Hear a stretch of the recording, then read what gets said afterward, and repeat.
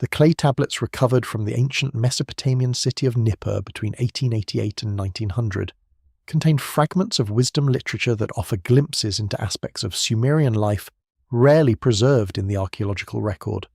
Among the thousands of administrative documents, religious texts, and royal inscriptions, a small collection of tablets catalogued as CBS 14,623 through CBS 14,637 preserves what scholars have termed domestic wisdom literature.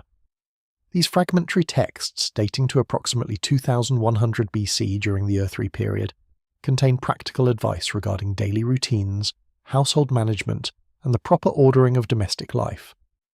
Within these mundane instructions lies detailed information about sleeping practices, nocturnal routines, and the beliefs surrounding rest and dreams that governed Sumerian household life for over a millennium.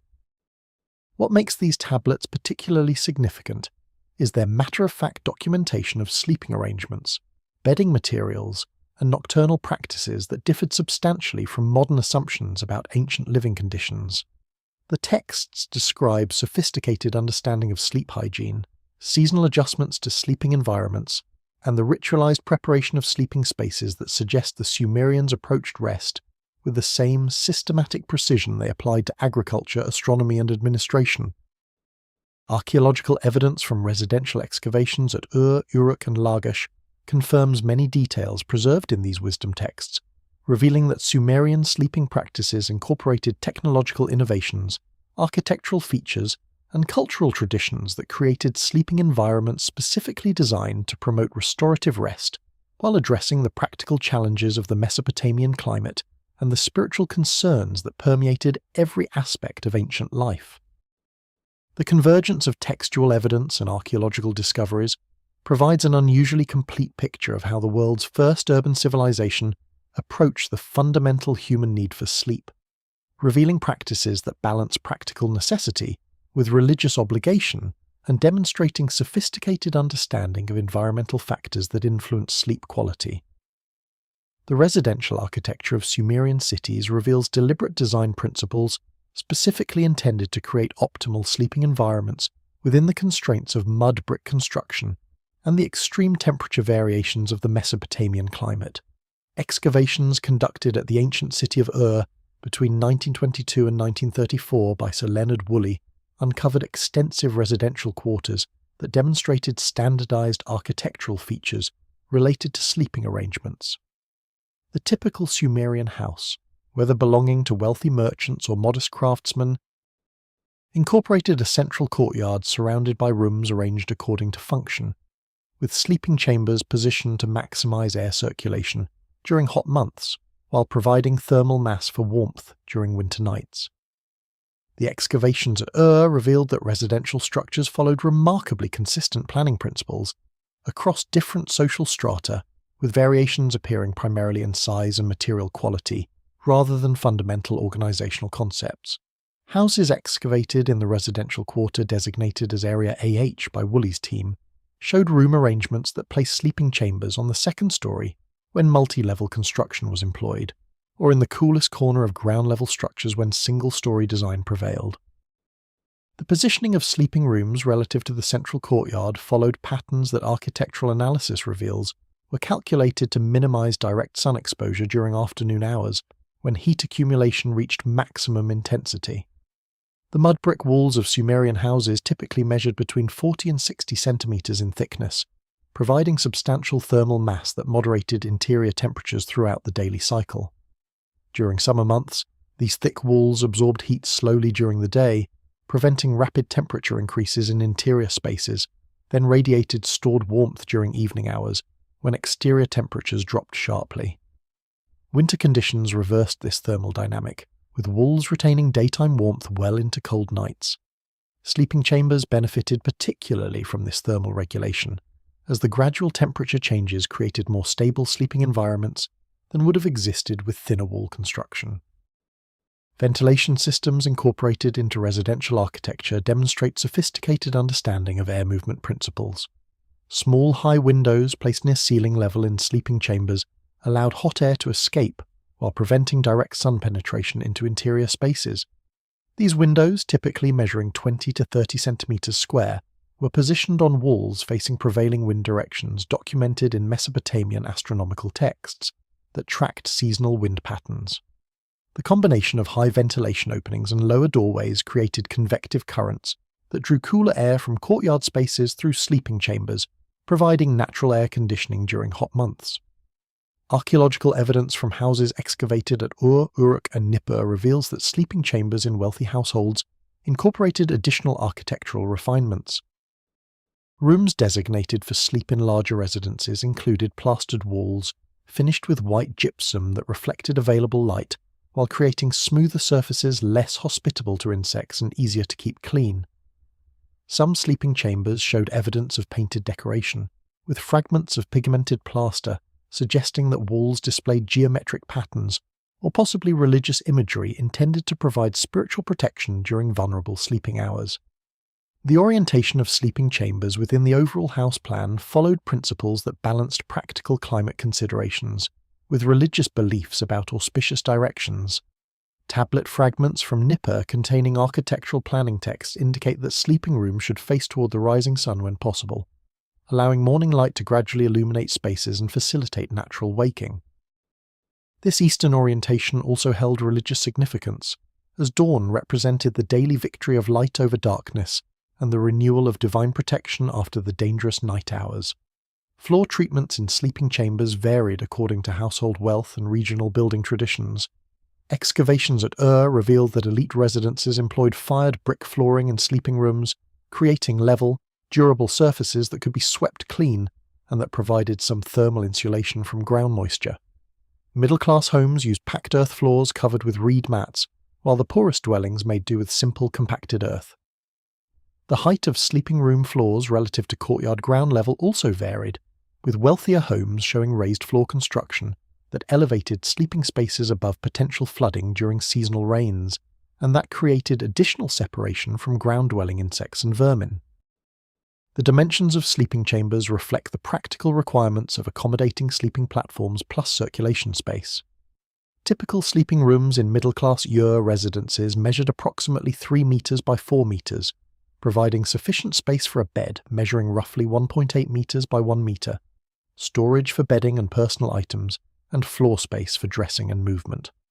Larger households contained multiple sleeping chambers of varying sizes, with master chambers for household heads measuring up to 5 meters by 6 meters, and smaller chambers for children or servants measuring as little as 2 meters by 2.5 meters. Tablet CBS 14624 preserves detailed instructions regarding the proper timing and content of the evening meal, explicitly connecting dietary practices to sleep quality and dream clarity. The text advises that the final meal of the day should be consumed when the sun stands 2 hands above the western horizon, allowing sufficient time for digestion before retiring to sleep. The recommended foods for evening consumption differed substantially from morning and midday meals, emphasizing lighter preparations that the text describes as promoting peaceful sleep and favorable dreams. The wisdom text provides specific guidance about foods to avoid in evening meals, particularly warning against the consumption of onions, garlic, and strongly spiced preparations during the final hours before sleep. The tablet states that these pungent foods disturb the balance of bodily humours and create conditions conducive to nightmares and disturbing visions. Instead, the text recommends evening meals composed primarily of barley porridge, fish prepared with mild herbs, cucumbers, lettuces, and moderate quantities of dates. These foods were believed to cool and calm the body, preparing it for the transition into peaceful sleep. The timing recommendations in the wisdom text reflect sophisticated understanding of digestive processes and their impact on sleep quality. By specifying that the evening meal should conclude approximately 2 to 3 hours before retiring, as indicated by the solar position measurement, the text allowed sufficient time for initial digestion while preventing the discomfort associated with lying down immediately after eating. This timing also aligned with the natural daily rhythm of Sumerian urban life, as administrative and commercial activities typically concluded as the sun descended toward the western horizon, allowing household members to gather for communal evening meals before the final activities of the day. Archaeological evidence from residential excavations confirms the importance of communal evening dining in Sumerian domestic life. Excavations at houses in Ur revealed that even modest residences included designated dining areas, equipped with low tables or eating platforms where household members gathered for meals. The proximity of these dining spaces to courtyards allowed evening meals to be consumed in the cooling air of approaching dusk, creating pleasant social occasions that marked the transition from day's labour to evening rest. The quantities of food recommended for evening consumption reflected both practical nutritional considerations and spiritual beliefs about maintaining appropriate bodily states during sleep. The wisdom texts advise moderation in evening eating, warning that excessive consumption burdens the digestive system and attracts unwanted attention from demons who feed on the vapours rising from overfull stomachs during sleep. The recommended portion sizes for evening meals amounted to roughly half the quantities prescribed for midday meals, creating a light but adequate final feeding that sustained sleepers through the night without causing digestive distress. Beverage consumption received similar detailed attention in pre-sleep dietary guidance. The texts recommend that water be the primary evening beverage, consumed in moderate quantities sufficient to prevent nocturnal thirst without creating the need for nighttime urination that would disturb sleep. Beer, the standard beverage of daily Sumerian life, was acceptable in evening context but only in limited quantities, as excessive beer consumption was believed to cloud dream recall and interpretation. Date wine received explicit warnings against evening consumption, as the texts describe this stronger alcoholic beverage as particularly disruptive to sleep quality and productive of disturbing meaningless dreams. The preparation methods for evening foods emphasize simplicity and digestibility. Barley porridge, a staple evening food, was prepared by boiling barley grains in water until they reached a soft, easily digestible consistency.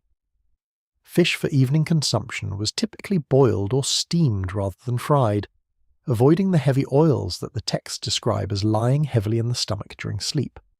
Vegetables were likewise prepared through boiling or light steaming, creating soft textures that required minimal digestive effort. The social aspects of evening meals extended beyond simple nutrition to encompass important family bonding and household management functions. Evening meals provided opportunities for household heads to communicate with family members, discuss the day's events, and provide instruction to children. Administrative tablets from large households describe formal evening dining protocols that reinforce social hierarchies, with household heads dining first or in privileged positions, followed by other family members and finally servants and dependent workers. The spiritual dimensions of evening dining included prayers and offerings performed before consuming food.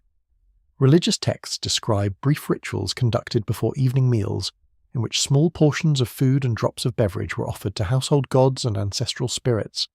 These offerings ensured divine protection during the vulnerable night hours and expressed gratitude for the day's sustenance. The prayers accompanying these offerings typically requested peaceful sleep, protection from nocturnal demons, and favourable dreams that might provide divine guidance or warnings. Seasonal variations in evening meal composition reflected changing agricultural availability and shifting nutritional needs associated with temperature variations. Summer evening meals emphasized cooling foods including cucumbers, melons, and fish, while winter meals incorporated warming elements such as barley porridge, enriched with sheep's fat, and dishes featuring lentils and chickpeas. These seasonal adjustments maintained appropriate bodily temperatures conducive to comfortable sleep, despite external climate variations. Sumerian religious texts consistently emphasize ritual purity as essential preparation for sleep, reflecting the belief that the sleeping state represented a liminal condition when the boundaries between physical and spiritual realms became permeable. Administrative tablets from the temple complexes at Lagash document the distribution of soap-like cleansing agents, aromatic oils, and purification materials to temple personnel with specific instructions for evening ablutions. These cleansing rituals extended beyond religious functionaries to encompass ordinary households, where evening washing served both practical hygiene purposes and spiritual protection functions. The soap-like cleansing agents described in temple distribution records were manufactured from rendered animal fats combined with wood ash, creating alkaline compounds that effectively remove dirt and oils from skin and hair. Tablet records from Lagash designate these cleansing materials using the Sumerian term niga, literally meaning purification substance. The texts specify monthly allotments of niga for temple personnel, ranging from 100 to 300 grams depending on rank and ritual responsibilities, with larger quantities provided to individuals whose duties required more frequent purification. The evening ablution ritual followed standardized procedures described in religious instruction texts. The process began with the washing of hands and face using clean water, drawn fresh from wells or cisterns rather than standing water from the day's domestic use. This initial washing removed surface dirt and symbolically cleansed the individual of the day's ordinary activities and potential spiritual contaminations. Following the preliminary wash, individuals applied the cleansing agent to their entire body, working it into skin with circular motions described in the texts as drawing out impurities. The rinsing phase employed copious quantities of water, with texts specifying that individuals should pour at least 7 vessels of water over their bodies to ensure complete removal of cleansing agents and loosened impurities. This 7-fold rinsing held ritual significance beyond practical cleanliness, as the number 7 possessed sacred associations throughout Mesopotamian religious thought. Archaeological evidence from residential excavations at Ur revealed dedicated washing areas in courtyards equipped with drainage systems that channeled used water away from living spaces, preventing the accumulation of stagnant water that could breed insects or create foul odours. Following the primary washing, evening purification rituals included the application of aromatic oils that served both practical and spiritual functions. These oils, manufactured in temple workshops from sesame, linseed, or imported olive bases infused with various aromatic plants, moisturized skin dried by the alkaline cleansing agents, while providing pleasant scents believed to repel malevolent spirits. Administrative texts from temple workshops describe the production of evening purification oils scented with cedar, cypress, myrrh, and frankincense, with different formulations prescribed for different seasons and specific spiritual protection needs. Hair washing received particular attention in evening purification practices, especially for women whose elaborate hairstyles required careful maintenance. Texts describe the use of specialized hair cleaning preparations made from saponaria plants, mixed with aromatic herbs that cleaned hair without requiring the complete dismantling of complex braided styles. Men, who typically wore shorter hair, engaged in more thorough hair washing during evening ablutions. The proper cleansing of hair held spiritual significance based on the belief that hair, as the highest part of the body, provided a primary entry point for nocturnal demons seeking to infiltrate sleeping humans. Nail cleaning formed another essential component of evening purification, with texts instructing that the spaces beneath fingernails and toenails be carefully cleaned using small implements crafted from wood or bone. This attention to nail hygiene reflected both practical concerns about disease transmission and spiritual beliefs that demons could lodge in the small spaces beneath nails and attack from these hidden positions during sleep.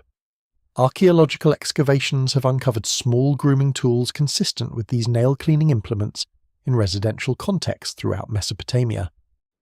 The treatment of feet received particularly detailed attention in evening washing rituals, as feet accumulated the day's dirt from contact with ground surfaces and were believed to be especially vulnerable to demonic attack during sleep. Texts describe extended foot washing procedures that included soaking feet in water mixed with salt or specific aromatic herbs, followed by thorough cleaning between toes and careful drying with clean linen cloths. The spiritual significance of foot cleansing appears in religious texts that describe demons who attack sleepers by entering through the feet and travelling upward through the body. Mouth rinsing completed the evening purification sequence, with texts recommending that individuals rinse their mouths thoroughly with clean water and aromatic solutions that freshened breath and symbolically cleansed the mouth of any impure words spoken during the day. Some texts describe the use of chewed plant fibers or twigs to clean teeth. Removing food particles and creating the pleasant taste and aroma believed to discourage demonic visitation during sleep. The water used for evening ablutions required specific qualities to ensure both physical cleanliness and spiritual efficacy. Religious texts specify that water for evening purification should be freshly drawn from sources and should not have been used for any other purpose. Temple protocols describe the designation of specific wells or cisterns as sources for purification water, with restrictions preventing their use for cooking, animal watering, or other domestic purposes. The freshness and purity of ablution water ensured both effective physical cleaning and appropriate ritual status for spiritual protection. Archaeological evidence from residential excavations reveals that Sumerian houses incorporated architectural features designed to facilitate evening washing rituals. Wealthy homes included dedicated washing rooms equipped with drainage systems and storage areas for water vessels and cleansing materials. More modest residences utilized courtyard spaces where washing could be performed with reasonable privacy, while benefiting from open-air ventilation. The consistent presence of washing facilities in residences across social strata indicates that evening purification represented a universal cultural practice rather than an elite luxury. The timing of evening ablutions followed patterns that coordinated with other pre-sleep activities. Wisdom texts recommend that washing be performed after the evening meal but before the final preparations of sleeping spaces, allowing sufficient time for hair and skin to dry before retiring. This timing prevented the discomfort of going to bed while still damp, while ensuring that the purified state achieved through washing would not be compromised by additional activities before sleep. Archaeological evidence from residential excavations and artistic depictions on cylinder seals provides detailed information about Sumerian bed construction, revealing sophisticated furniture design that addressed both comfort and practical concerns. The beds of wealthy Sumerians, preserved in tomb contexts at Ur's royal cemetery, demonstrate advanced woodworking techniques and the use of imported materials that created sleeping platforms elevated above floor level. Cylinder seal impressions dating to the early dynastic period show beds with woven reed or leather sleeping surfaces supported by wooden frames raised on legs carved to resemble bull's hooves or lion's paws. The excavations at the Royal Cemetery of Ur, conducted by Leonard Woolley between 1922 and 1934, uncovered several remarkably well-preserved bed frames in tomb contexts, particularly in the grave designated as PG 800, which contained furniture that demonstrated the highest levels of Sumerian woodworking craftsmanship. These beds featured frames constructed from imported cedar and ebony woods, materials that had to be transported from Lebanon and potentially from regions as distant as East Africa. The use of these exotic woods indicated not only the wealth of the tomb's occupant, but also the high value placed on quality sleeping furniture that would resist the warping and insect damage common in locally available woods. The construction technique employed in these elite beds utilized mortise and tenon joinery that created strong, stable frames capable of supporting substantial weight without the use of metal fasteners. The precision of these joints, which fit together with tolerances of less than 2 mm, demonstrates advanced woodworking capabilities and the use of specialized tools for measuring and cutting. The bed frames measured approximately 1.8 meters in length and 1.2 meters in width. Dimensions that provided comfortable sleeping space for a single adult or a couple, sleeping in the close proximity that was standard in ancient sleeping practices. The elevation of sleeping surfaces above floor level served multiple practical functions. By raising the sleeping platform 30 to 40 centimeters above the ground, bed construction reduced exposure to ground moisture, provided some protection from crawling insects and small vermin, and created air circulation beneath the sleeper that improved comfort during hot months. The space beneath elevated beds also provided useful storage areas for personal items, clothing, and bedding materials that needed to be kept accessible but protected from floor-level dirt and moisture. The decorative elements incorporated into bed construction reveal the cultural importance of sleeping furniture and the symbolic associations attached to rest. The carved animal form legs found on elite beds represented powerful creatures whose strength and protective qualities transferred symbolically to the bed and its occupants. Bull imagery connected sleeping to agricultural fertility and productive power, while lion symbolism invoked protection from predatory threats, both physical and spiritual. Some bed legs incorporated composite creature designs combining features of multiple animals, creating fantastic guardian beings that watched over sleepers through the dangerous night hours. The sleeping surface construction employed materials and techniques that balanced comfort with durability and ease of maintenance. The most common approach used woven reed matting stretched across the bed frame and secured with ropes or leather straps that could be tightened to maintain appropriate surface tension. These woven surfaces provided some cushioning while allowing air circulation that prevented moisture accumulation and reduced insect habitation. The quality of reed weaving varied according to the resources of the bed's owner, with fine, tightly woven surfaces providing more comfort than coarse, loosely woven alternatives. Leather sleeping surfaces represented a more expensive alternative to reed matting, offering greater durability and a smoother sleeping surface. Archaeological evidence and artistic depictions suggest that leather surfaces were typically made from sheepskin or goatskin, carefully prepared through tanning processes that created supple, long-lasting material. The leather was stretched across the bed frame using a network of straps or ropes that maintained tension while allowing some flexibility that accommodated the sleeper's body weight. The use of leather surfaces required more maintenance than reed alternatives, including periodic oiling to prevent drying and cracking, but provided superior comfort and projected higher social status.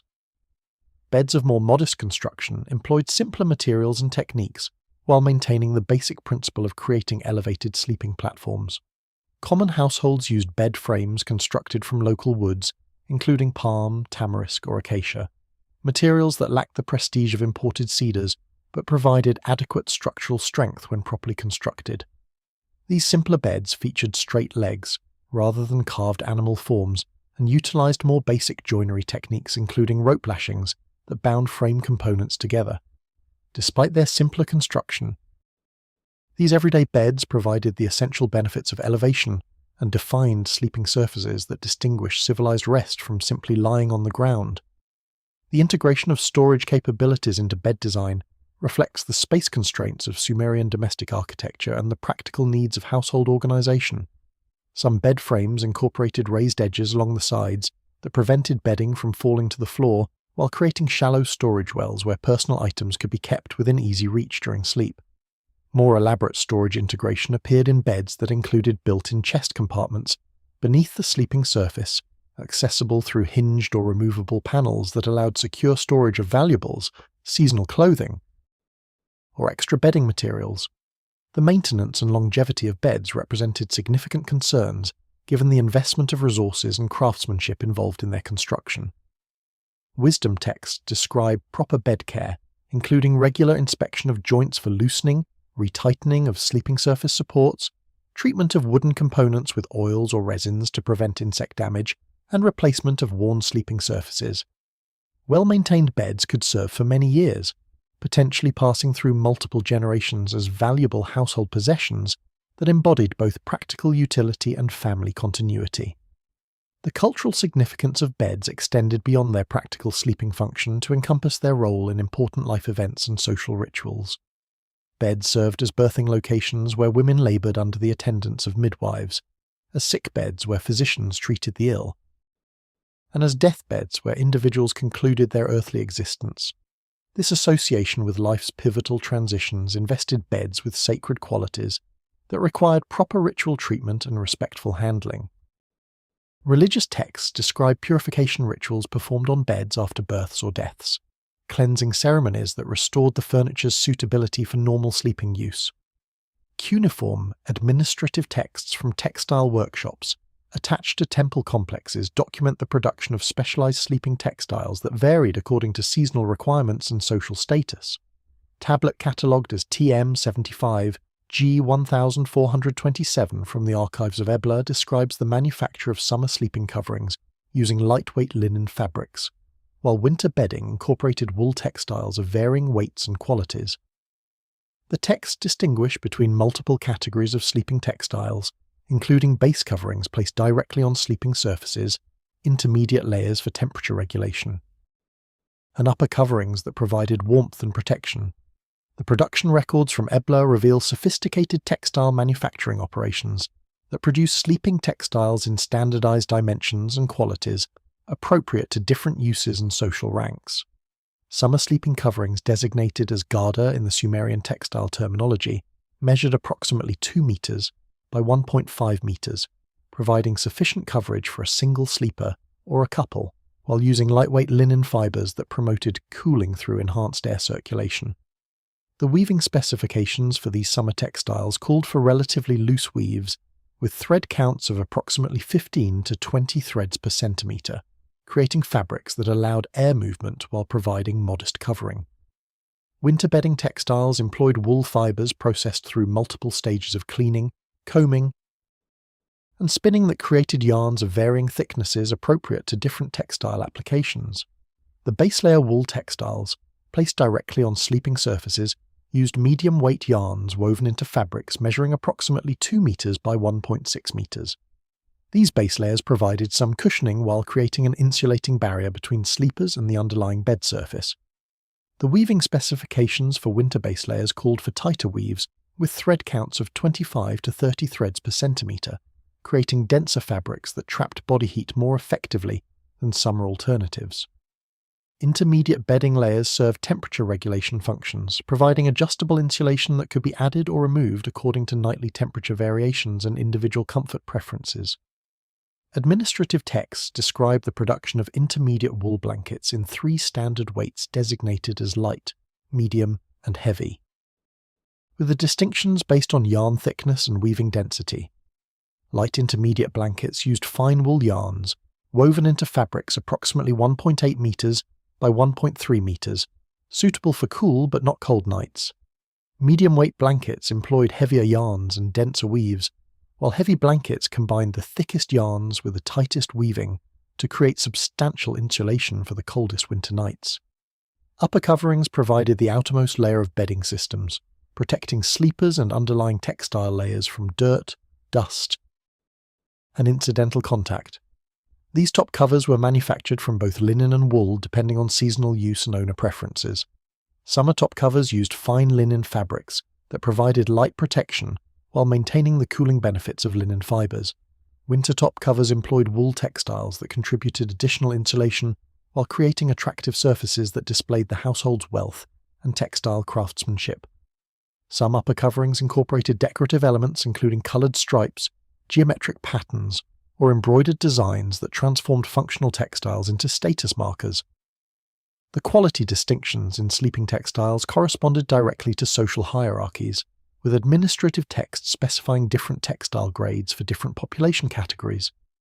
Temple personnel of high rank received sleeping textiles described as fine quality, manufactured from the best available fibers using expert weaving techniques. Middle-ranking temple workers received medium-quality textiles adequate for comfortable sleep but lacking the refinement of elite fabrics.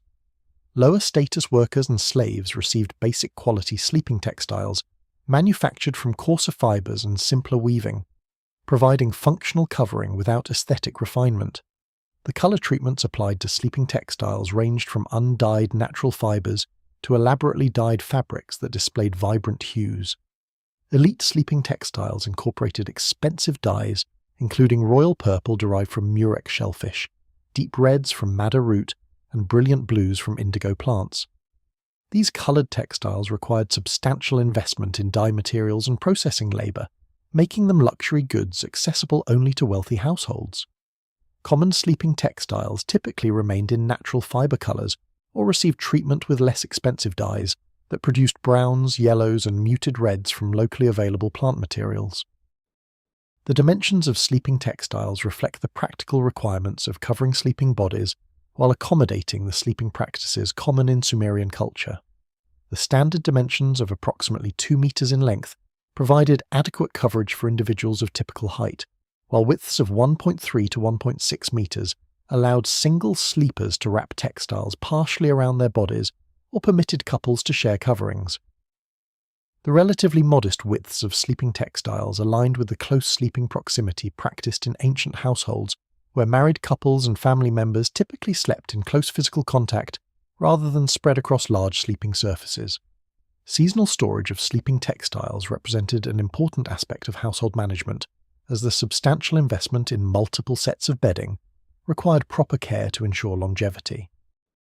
Wisdom texts describe procedures for storing summer textiles during winter months and winter textiles during summer, including thorough cleaning before storage, treatment with aromatic herbs to repel insects, and careful folding to minimize creasing. Storage locations needed to be dry and well ventilated to prevent mildew growth while being secure from rodent damage and insect infestation. The replacement cycle for sleeping textiles varied according to quality and use intensity. Administrative records from large households indicate that elite sleeping textiles remained in service for 5 to 10 years before being relegated to secondary uses or discarded, while medium-quality textiles served 3 to 7 years, and basic-quality textiles required replacement every 2 to 4 years. The shorter service life of lower-quality textiles resulted from the use of coarser fibers and simpler construction that proved less durable under regular washing and use.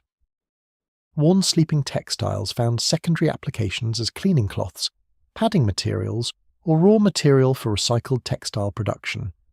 The Sumerian approach to head support during sleep evolved through distinct periods, incorporating both soft pillows and rigid headrests that served different purposes within sleeping practice.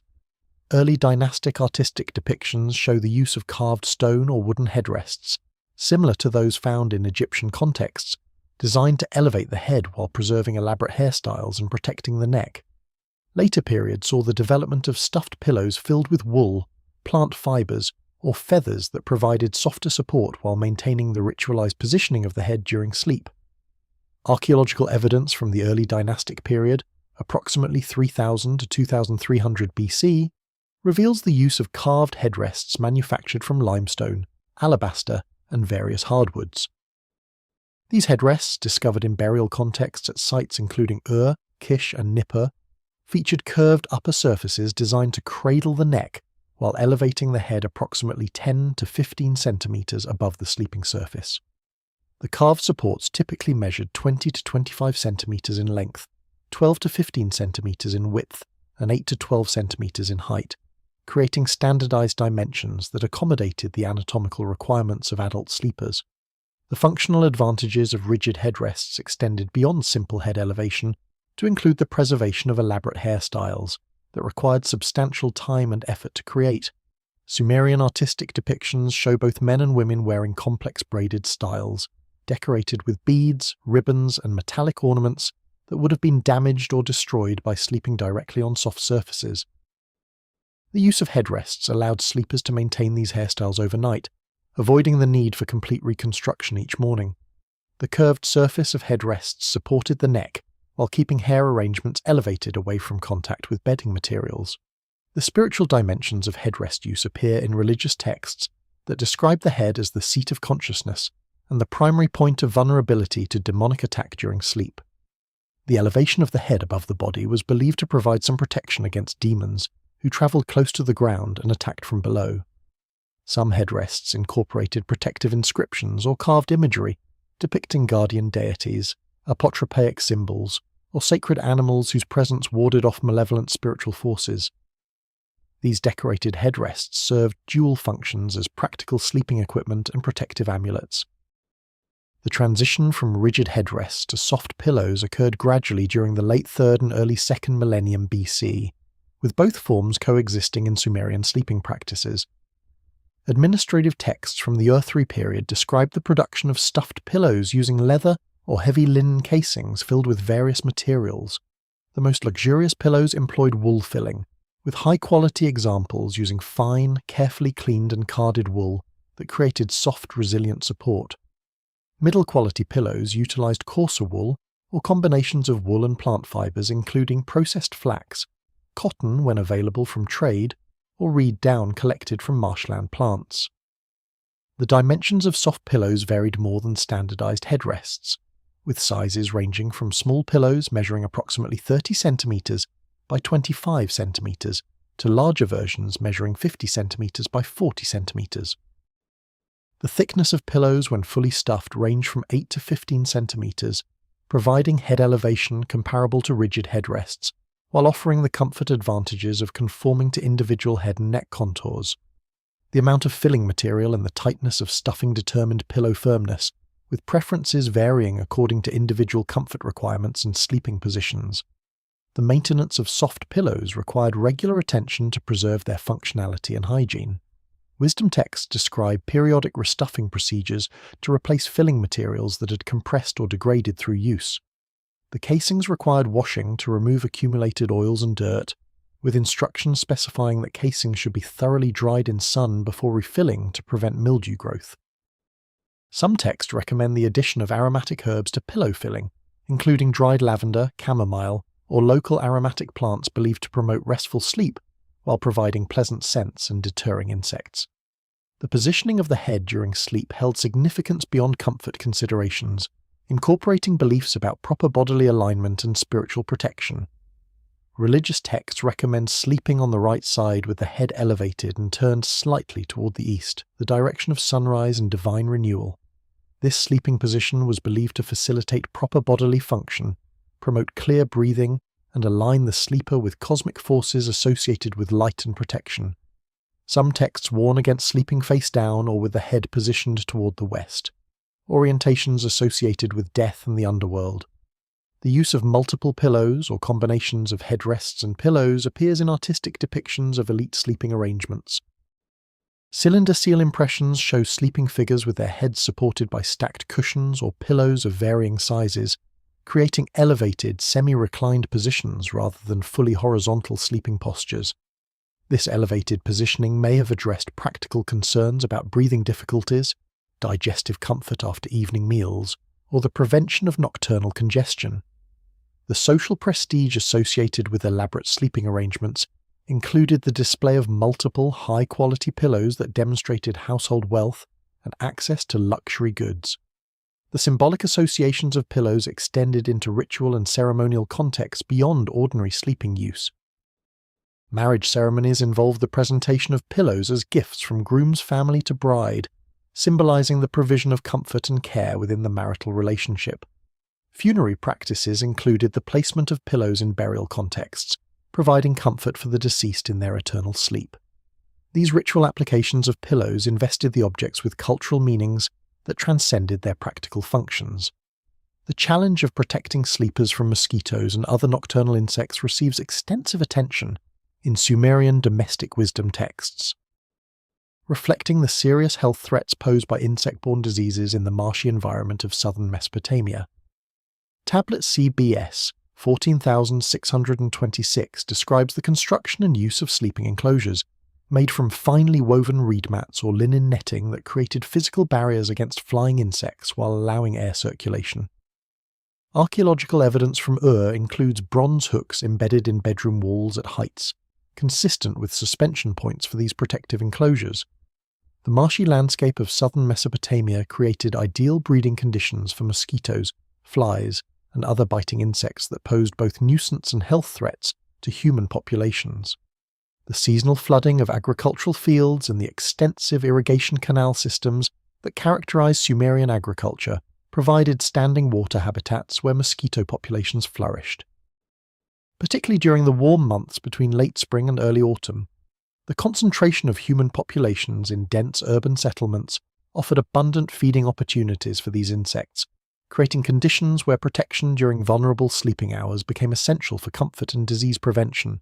The construction of sleeping enclosures described in wisdom texts employed several distinct approaches depending on household resources and specific protection requirements. The most complete protection came from box-like enclosures that surrounded the bed on all sides, including overhead, creating sealed spaces that prevented insect entry. These enclosures utilized frames constructed from wooden poles or reed bundles that supported netting or finely woven mat materials. The framework designs allowed for entry through overlapping panels that could be sealed shut from inside, preventing gaps that would permit insect infiltration. The netting materials employed for insect protection range from expensive imported linen fabrics, woven to fine gauges that blocked even small flying insects, to more affordable locally produced reed mats woven with small enough spacing to exclude mosquitoes while permitting air movement. The finest netting materials achieved mesh sizes of approximately 2 to 3 millimeters, sufficient to exclude mosquitoes whose bodies typically measure 4 to 6 millimeters in length. Coarser protective materials used mesh sizes of 5 to 8 millimeters, providing effective barriers against larger flies and wasps, but potentially allowing smaller mosquitoes to penetrate. The suspension systems for sleeping enclosures required secure attachment points that could support the weight of netting materials and framework components without sagging or collapsing during night hours. Archaeological excavations at residential sites in Ur revealed bronze and copper hooks embedded in mud brick walls at heights of approximately 2.2 to 2.5 meters above floor level, positioned near corners of sleeping chambers where they could support the framework corners of protective enclosures. The spacing between hooks varied according to room dimensions, but typically ranged from 1.5 to 2 meters, creating suspension points that distributed the weight of enclosure materials evenly. The seasonal use patterns of insect protection reflected the varying intensity of insect activity throughout the annual cycle. Administrative texts describing household management recommend the installation of complete sleeping enclosures during the 4th, 5th, 6th, 7th, and 8th months of the Sumerian calendar, corresponding approximately to late spring through early autumn when mosquito populations reached peak densities. During cooler months when insect activity diminished, lighter protection or no enclosures allowed for greater air circulation and reduced the stuffiness that could develop within sealed sleeping spaces. The maintenance of insect protection systems required regular inspection and repair to preserve their effectiveness. Small tears or gaps in netting materials provided entry points for persistent insects, necessitating prompt patching using matching materials and careful stitching techniques. Wisdom texts emphasize the importance of checking enclosure seals before each night's use, ensuring that entry panels overlapped properly and that bottom edges reach floor level without gaps. The texts also recommend periodic washing of netting materials to remove accumulated dust and debris that could reduce air permeability and create unpleasant odors within enclosed sleeping spaces.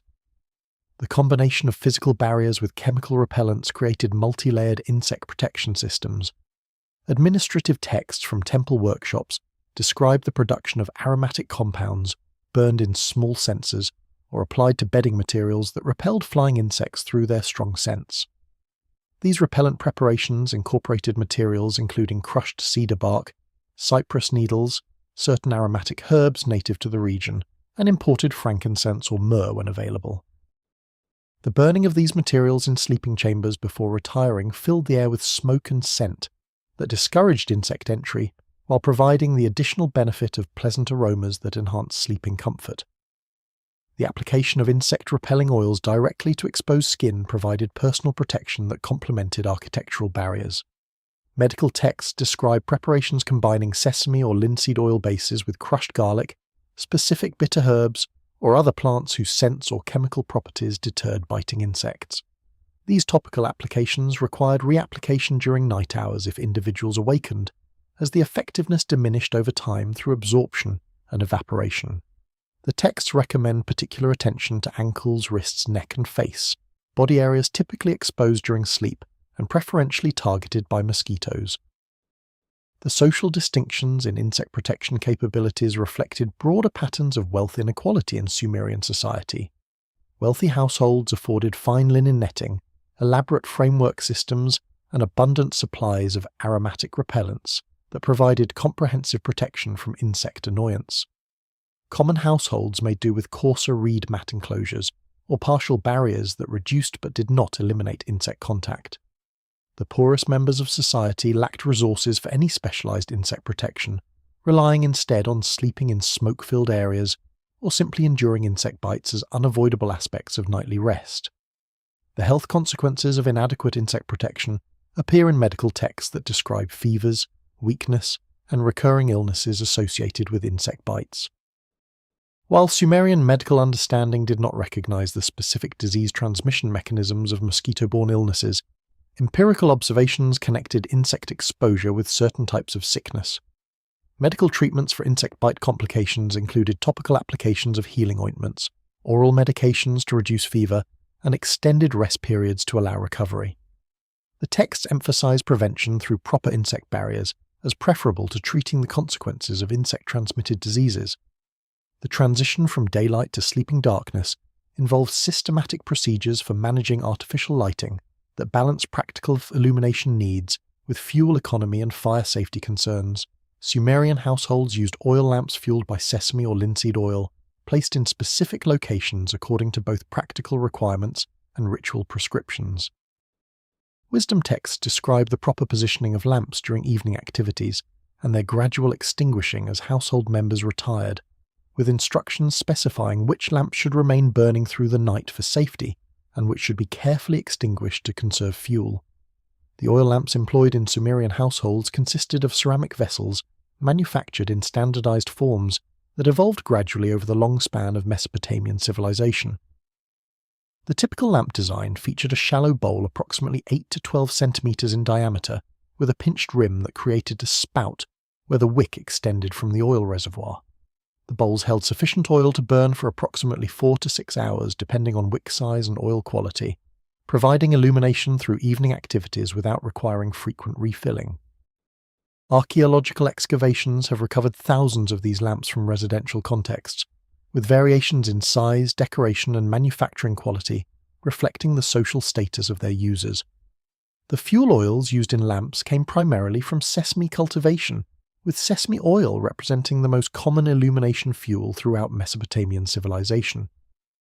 Administrative texts from temple and palace complexes document massive quantities of sesame oil allocated for lighting purposes, with monthly distributions to households ranging from 2 to 5 litres, depending on household size and status.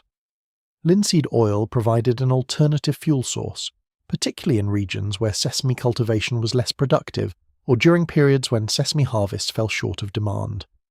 The quality of lamp oil affected both brightness and smoke production, with carefully filtered oils burning cleaner and brighter than unrefined alternatives.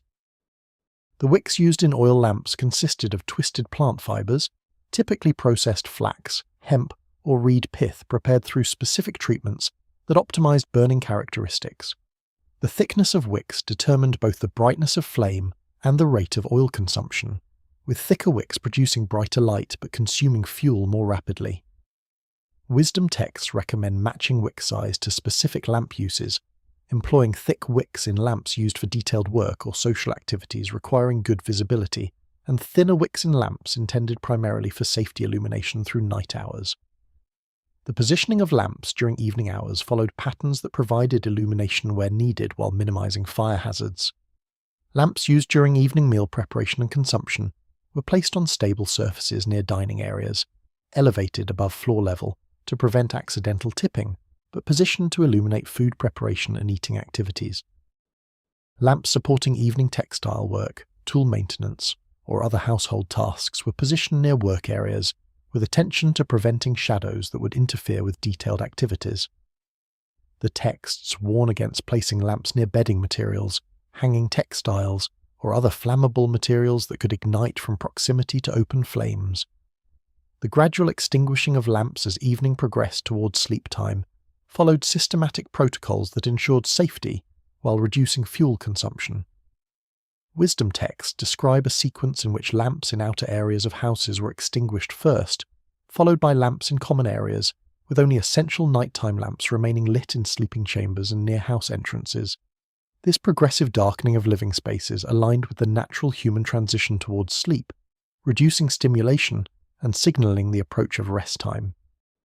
The timing of a lamp extinguishing coordinated with other pre-sleep activities, occurring after evening meals and washing but before final retirement to sleeping platforms. The lamps designated to remain burning through night hours served multiple functions including safety, security, and spiritual protection.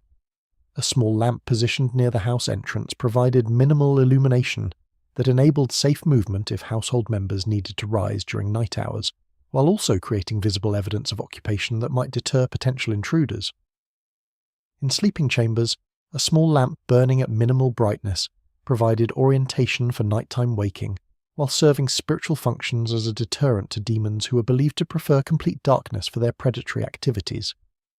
The fire safety concerns associated with nighttime lamp use required careful attention to lamp positioning, fuel monitoring, and wick maintenance. Lamps intended to burn through the night were placed in ceramic or stone holders designed to contain any oil spillage and positioned away from all flammable materials. The texts emphasize the importance of ensuring adequate oil reserves in nighttime lamps to prevent the wicks from burning dry and potentially igniting lamp holders. Some lamp designs incorporated safety features including covers that partially enclosed the flame, while allowing sufficient oxygen for combustion, reducing the risk of sparks or flames escaping to ignite nearby materials. The fuel economy considerations motivated careful management of lamp use and oil consumption. Lamp oil represented a significant household expense, with annual oil requirements for lighting consuming substantial portions of household budgets. Administrative texts from larger states describe the tracking of oil consumption and the allocation of oil reserves to ensure adequate supplies through the year. The emphasis on extinguishing unnecessary lamps reflected both practical economy and the cultural values of thrift and proper resource management that appear throughout Sumerian wisdom literature. The ritual dimensions of lighting management extended beyond practical concerns to encompass spiritual beliefs about the symbolic meanings of light and darkness. Religious texts describe light as a manifestation of divine presence and protection, while darkness represented the realm of chaos and demonic forces. The maintenance of at least minimal light through night hours symbolically preserved divine protection over the household during vulnerable sleeping hours. Some texts describe prayers or brief rituals performed during the evening lamp extinguishing process, requesting divine protection through the night and expressing gratitude for the day's light. The archaeological and textual evidence regarding Sumerian childhood includes information about sleeping arrangements and practices designed specifically for infants and young children. Excavations at residential sites have uncovered cradles and small beds sized for children, while cylinder seal depictions show mothers attending to children in sleeping contexts. The Sumerian literary corpus preserves what may be humanity's oldest recorded lullabies, including compositions that combine soothing melodic patterns with protective incantations intended to ward off demons and diseases that particularly threatened sleeping children. The cradles discovered in archaeological contexts demonstrate sophisticated understanding of infant sleep requirements and the practical needs of caregivers. These cradles, typically constructed from woven reeds or light wooden frames, measured approximately 60 to 80 centimeters in length and 30 to 40 centimeters in width, creating enclosed spaces appropriately sized for infants from birth through approximately 1 year of age. The curved bottom surfaces of cradles allowed gentle rocking motion that soothed fussy infants and promoted sleep onset. Some cradle designs incorporated suspension systems that allowed the entire cradle to hang from ceiling beams or purpose-built stands, creating swinging motions that enhanced the soothing effects. The positioning of infant cradles within household sleeping arrangements balanced the needs for parental monitoring with the desire to minimize sleep disruption from infant night waking. Archaeological evidence suggests cradles were typically placed adjacent to parental sleeping areas, allowing mothers to attend to infant needs during night hours without requiring full rising or movement to distant parts of the house. The proximity enabled nursing mothers to feed infants with minimal disruption to their own sleep cycles, while maintaining physical closeness that reassured both mothers and infants. The bedding materials used in infant cradles required special attention to softness, cleanliness, and safety. Wisdom texts describe the preparation of infant bedding using the finest available wool or linen fabrics, washed frequently to maintain cleanliness and prevent the rashes or skin irritations that affected infants sleeping on coarse or dirty materials. The text emphasized the danger of excessive covering that could cause infant overheating or, more seriously, suffocation. The recommended approach used light fabrics that covered infants without weight or bulk, adjusted according to ambient temperature to maintain infant comfort without risk. The transition of young children from cradles to small beds occurred gradually as infants grew and developed increased mobility. Archaeological evidence includes small bed frames measuring approximately 1 meter to 1.2 meters in length, size for children from toddler age through early adolescence. These children's beds followed the same basic construction principles as adult beds, but scaled to appropriate dimensions, with sturdy frames that could withstand the active movements of sleeping children and elevation that provided the same benefits of moisture protection and insect avoidance as adult sleeping platforms. The sleeping arrangements for multiple children within single households required creative use of limited space.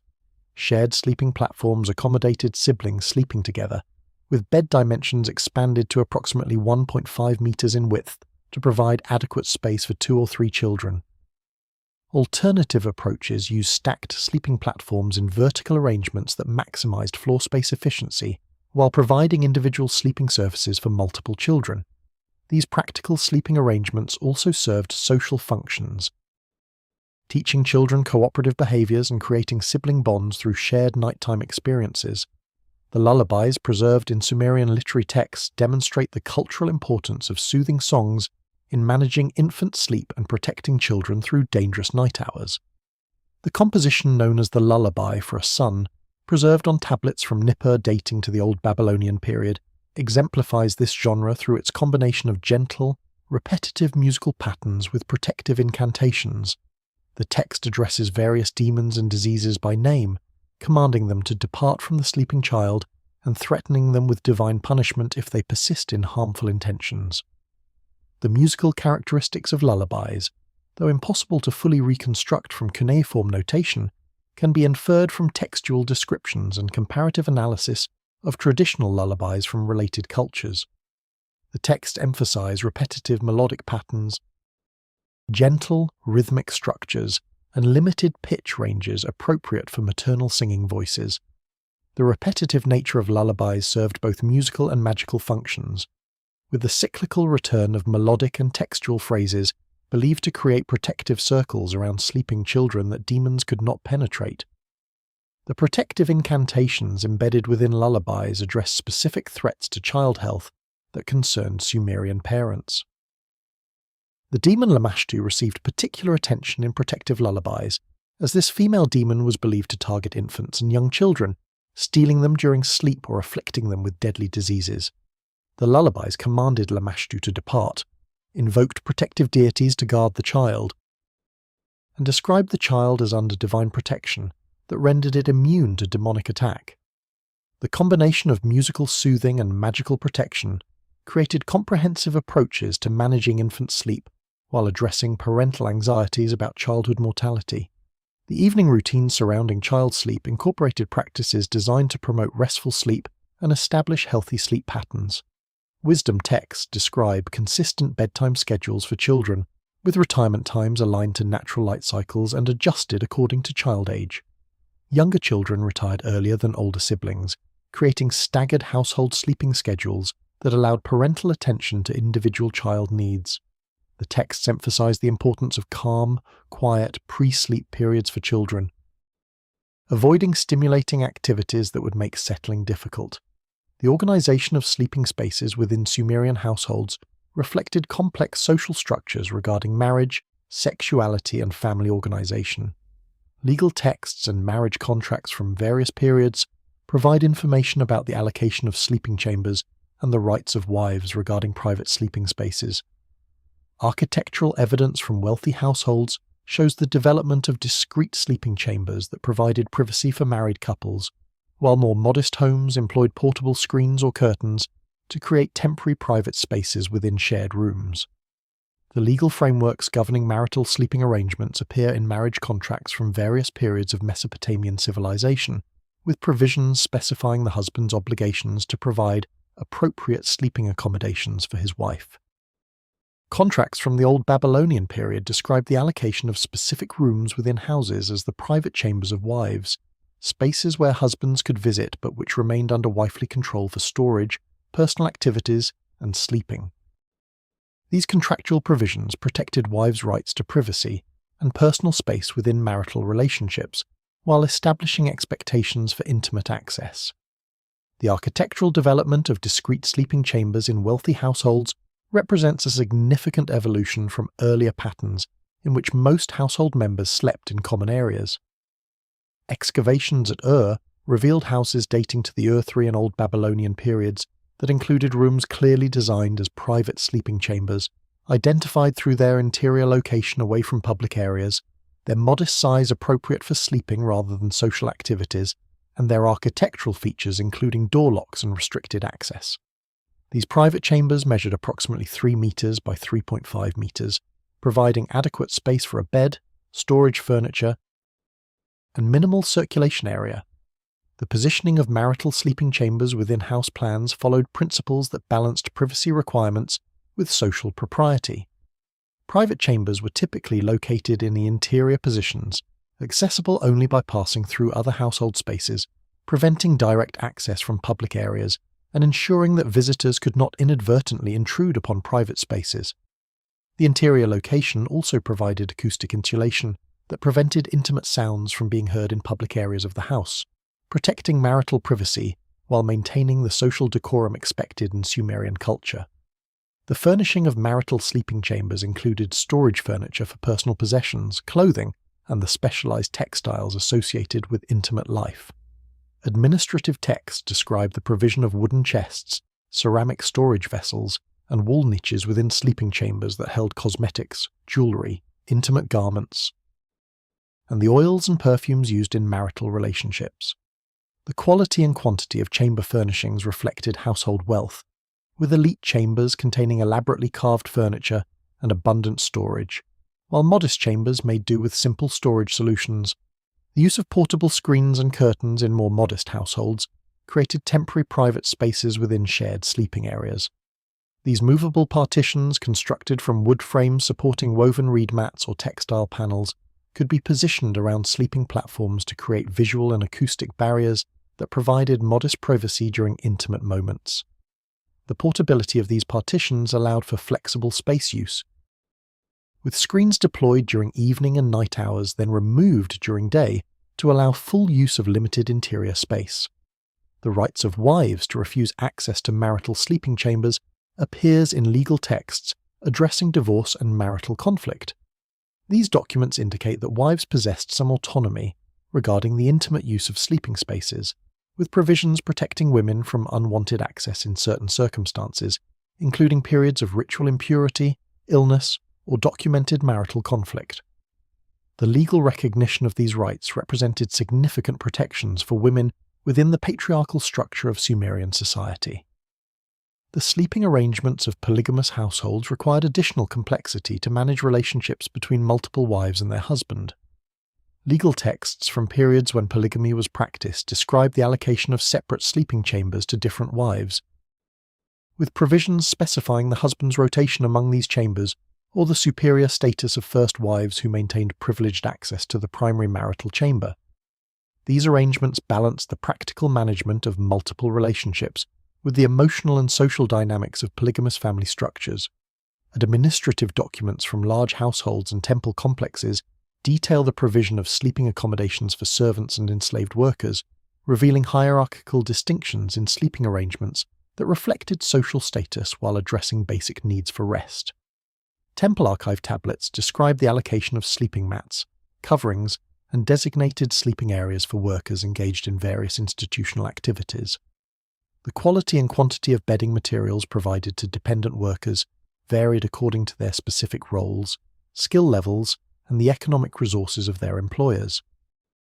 The administrative tablets from the temple complexes at Lagash and Nippur provide detailed records of sleeping material distributions to dependent workers during the Earthly period, approximately 2100 to 2000 BC. These texts distinguish between multiple categories of workers based on their responsibilities and value to the institution. Skilled craftsmen, including metalworkers, stone carvers, and specialized textile workers, receive superior sleeping provisions compared to agricultural laborers or general maintenance workers. The texts specify monthly allocations of sleeping mats measuring approximately 1.8 meters by 1 meter, constructed from woven reed or palm fiber for skilled workers. These mats provided defined sleeping surfaces that elevated workers slightly above bare ground, while offering modest cushioning. The sleeping coverings provided to dependent workers reflected similar hierarchical distinctions. Skilled workers received wool blankets measuring approximately 1.5 meters by 1 meter, sufficient to provide warmth during cool nights, while representing a substantial investment in worker welfare. Semi-skilled workers received lighter weight coverings or smaller blankets that provided basic protection, without the quality or warmth of materials allocated to valued craftsmen. Unskilled laborers and newly enslaved workers often received no institutional bedding provisions, instead using whatever materials they could acquire through personal means or sharing coverings among multiple workers. The designated sleeping areas for dependent workers varied dramatically according to institutional type and worker status. Temple complexes maintained dormitory-style sleeping quarters for workers whose duties required residence within the sacred precinct. Archaeological evidence from temple complexes at Ur reveals long, narrow rooms measuring approximately 10 meters by 4 meters, designed to accommodate multiple workers sleeping in close proximity. These dormitory spaces featured raised sleeping platforms running along the walls, creating individual sleeping spaces measuring roughly 2 meters in length and arranged side by side with minimal separation between workers. The central floor space allowed circulation and provided areas where workers could store personal possessions. The sleeping arrangements in large private households followed somewhat different patterns. Elite urban houses excavated at Ur included small chambers designated as servant sleeping quarters, typically located near kitchens or work areas rather than in the private residential sections. These servant chambers measured approximately 2.5 meters by 3 meters, providing sleeping space for 2 to 4 workers, depending on household needs and available space. The modest dimensions of these quarters reflected the utilitarian nature of servant housing, while ensuring proximity to work areas that allowed servants to respond quickly to household needs. The quality of sleeping environments provided to dependent workers addressed basic needs while maintaining clear distinctions from free household members.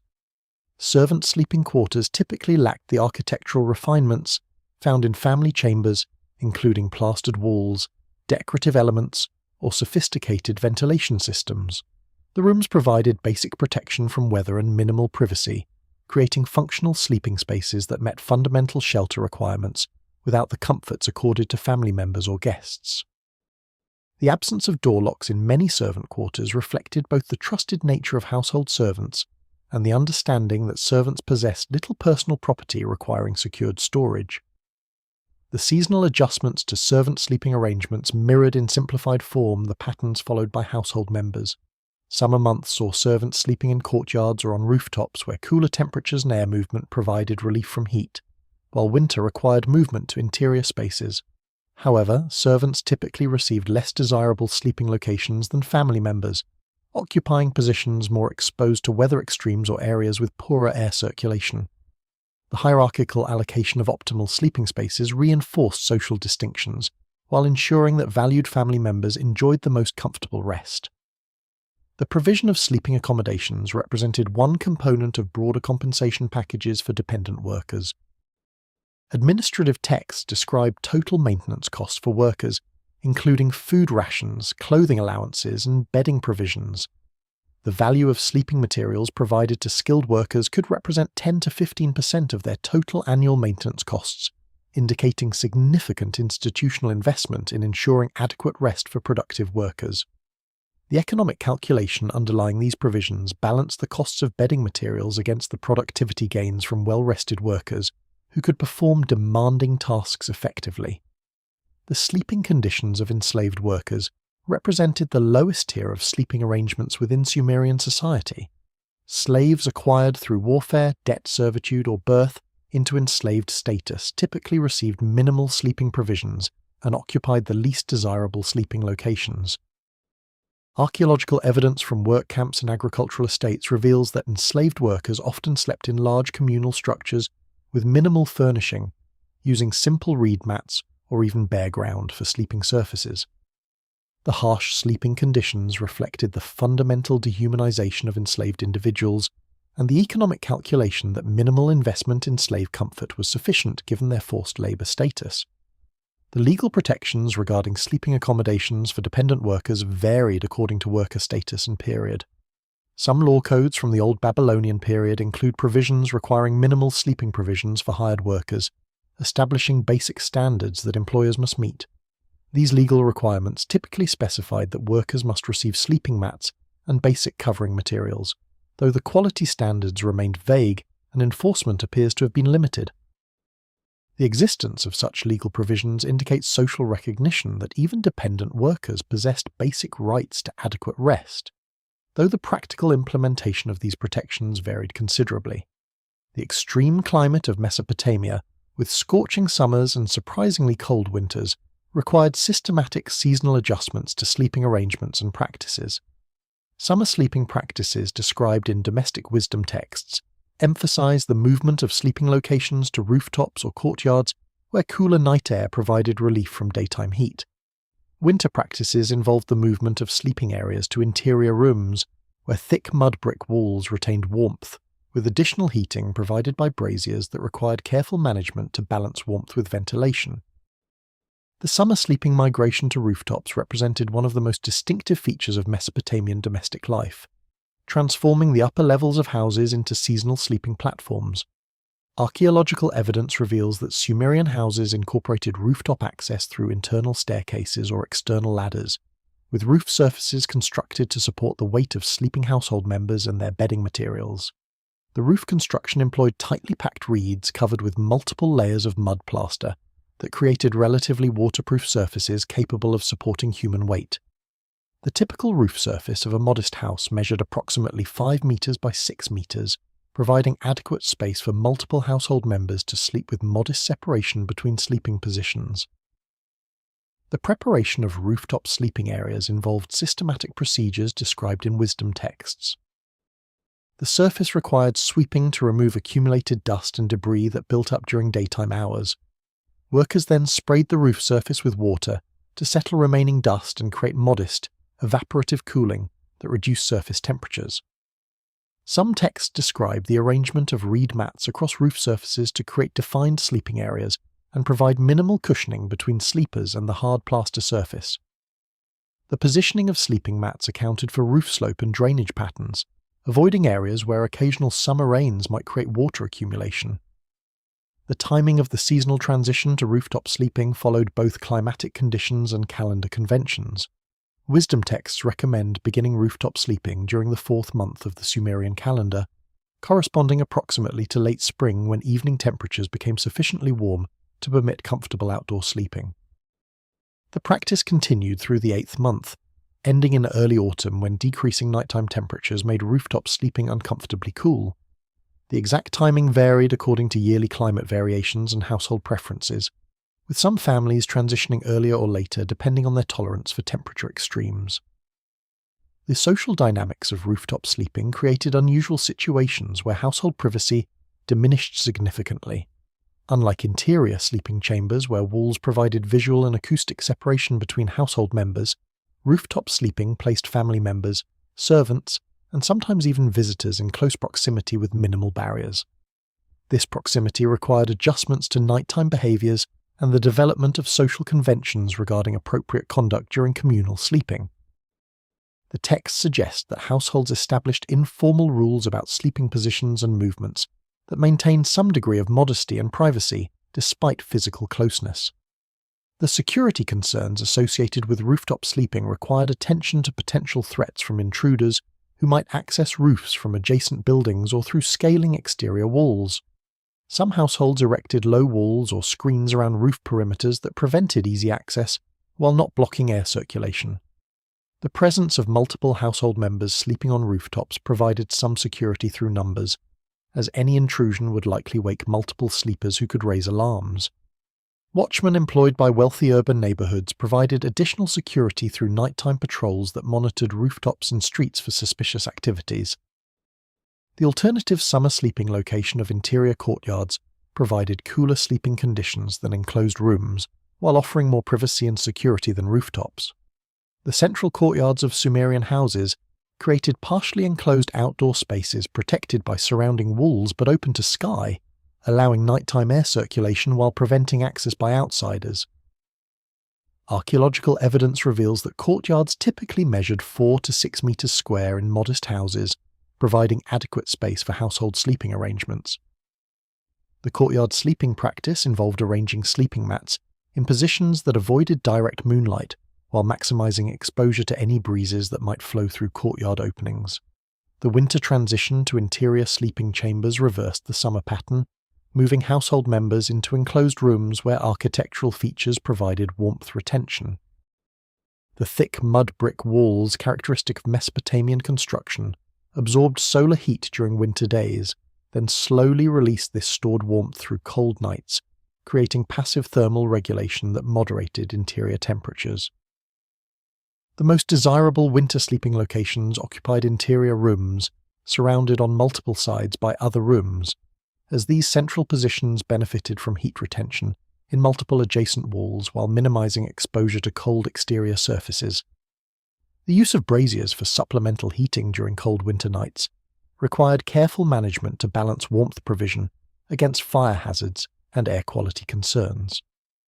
The braziers employed in Sumerian households consisted of ceramic or metal vessels filled with burning charcoal or wood that radiated heat into enclosed spaces. Wisdom texts provide detailed instructions regarding brazier use, emphasizing the importance of ensuring adequate ventilation to prevent the accumulation of harmful smoke and fumes that could cause suffocation. The recommended practice placed braziers in central room positions away from bedding and other flammable materials, with small openings in upper walls allowing smoke escape while minimizing heat loss. The bedding adjustments accompanying seasonal transitions included modifications to both quantity and type of covering materials. Winter sleeping required the layering of multiple wool blankets that created insulating air pockets, while providing substantial weight that helped retain body heat. Summer sleeping employed minimal covering, often just a single light linen sheet that provided modest protection from insects and nighttime temperature drops, while avoiding the overheating that would result from heavy coverings. The seasonal storage of unused bedding materials represented important household management tasks, with texts describing proper folding, treatment with insect-repelling herbs, and secure storage that protected valuable textiles from damage during months of non-use. Sumerian culture placed enormous importance on dreams as communications from divine realms, requiring systematic attention to dream recall and interpretation upon waking. The extensive corpus of dream omen texts preserved in cuneiform libraries demonstrates the sophisticated interpretive frameworks Sumerians applied to nocturnal visions. Morning rituals described in wisdom literature include periods of quiet reflection immediately upon waking, during which individuals recalled and considered their dreams before beginning daily activities.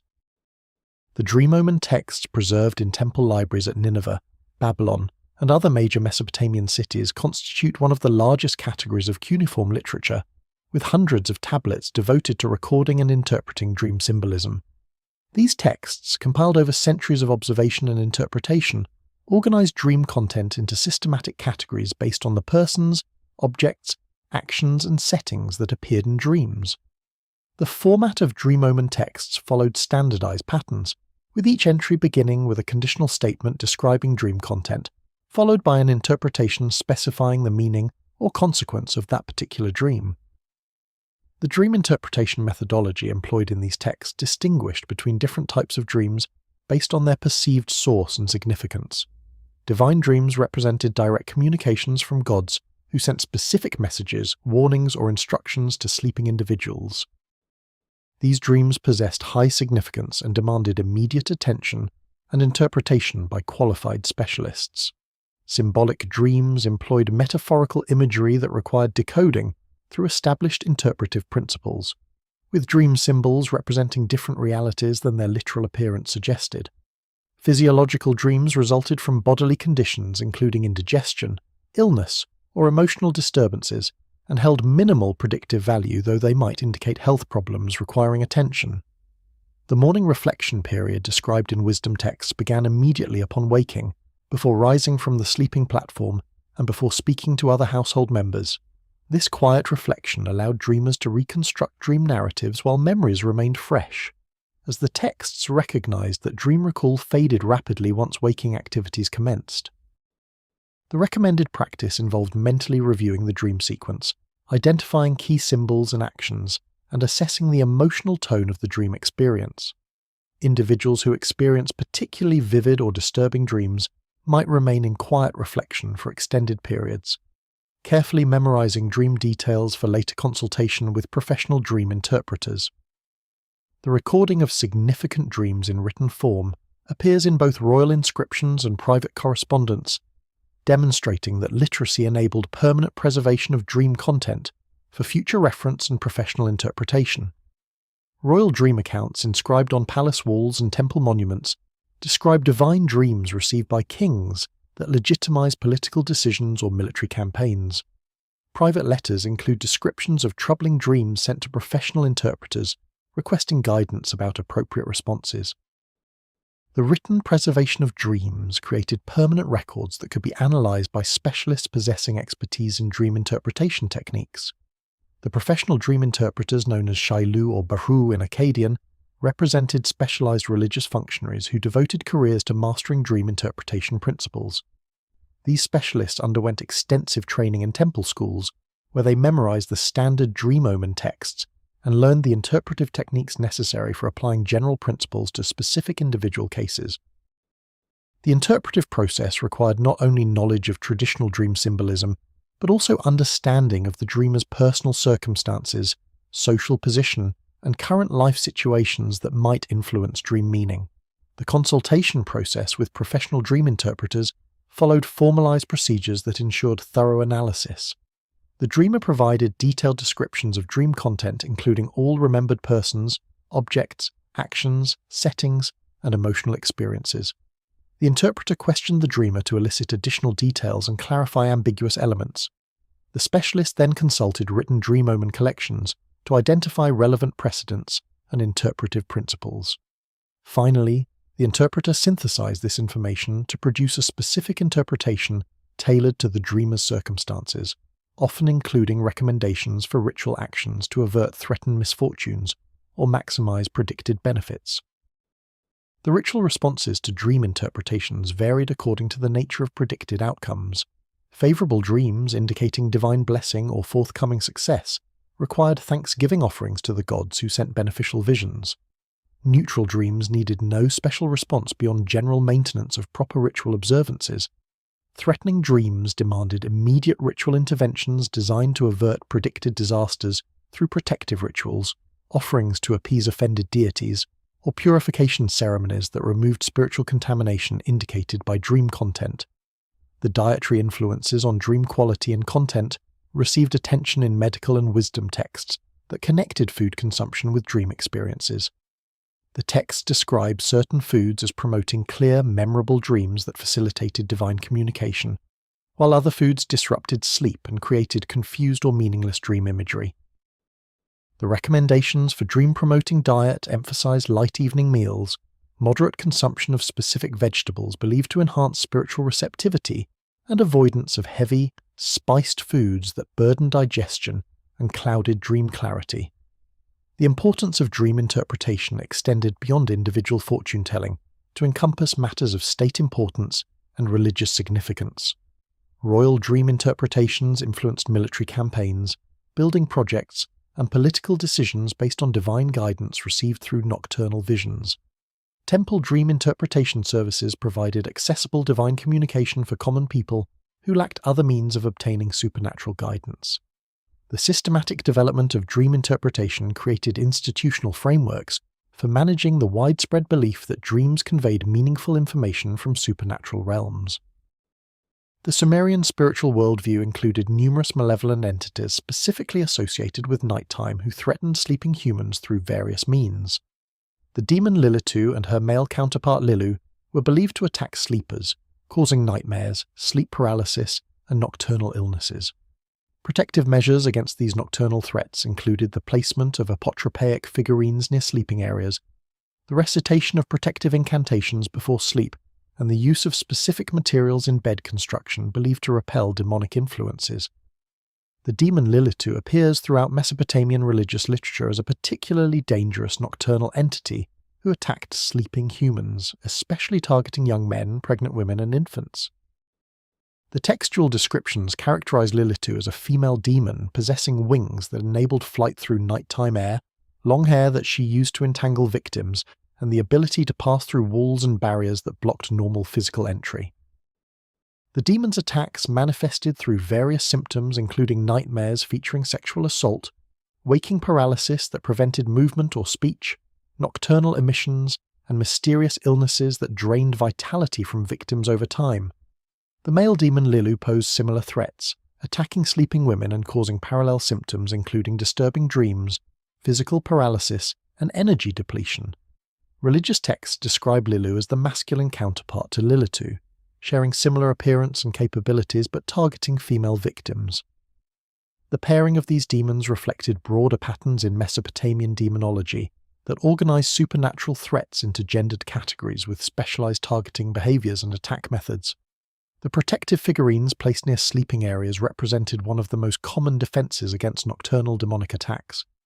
These apotropaic objects, manufactured from clay, stone, or metal, depicted protective deities, benevolent spirits, or symbolic designs believed to repel malevolent forces.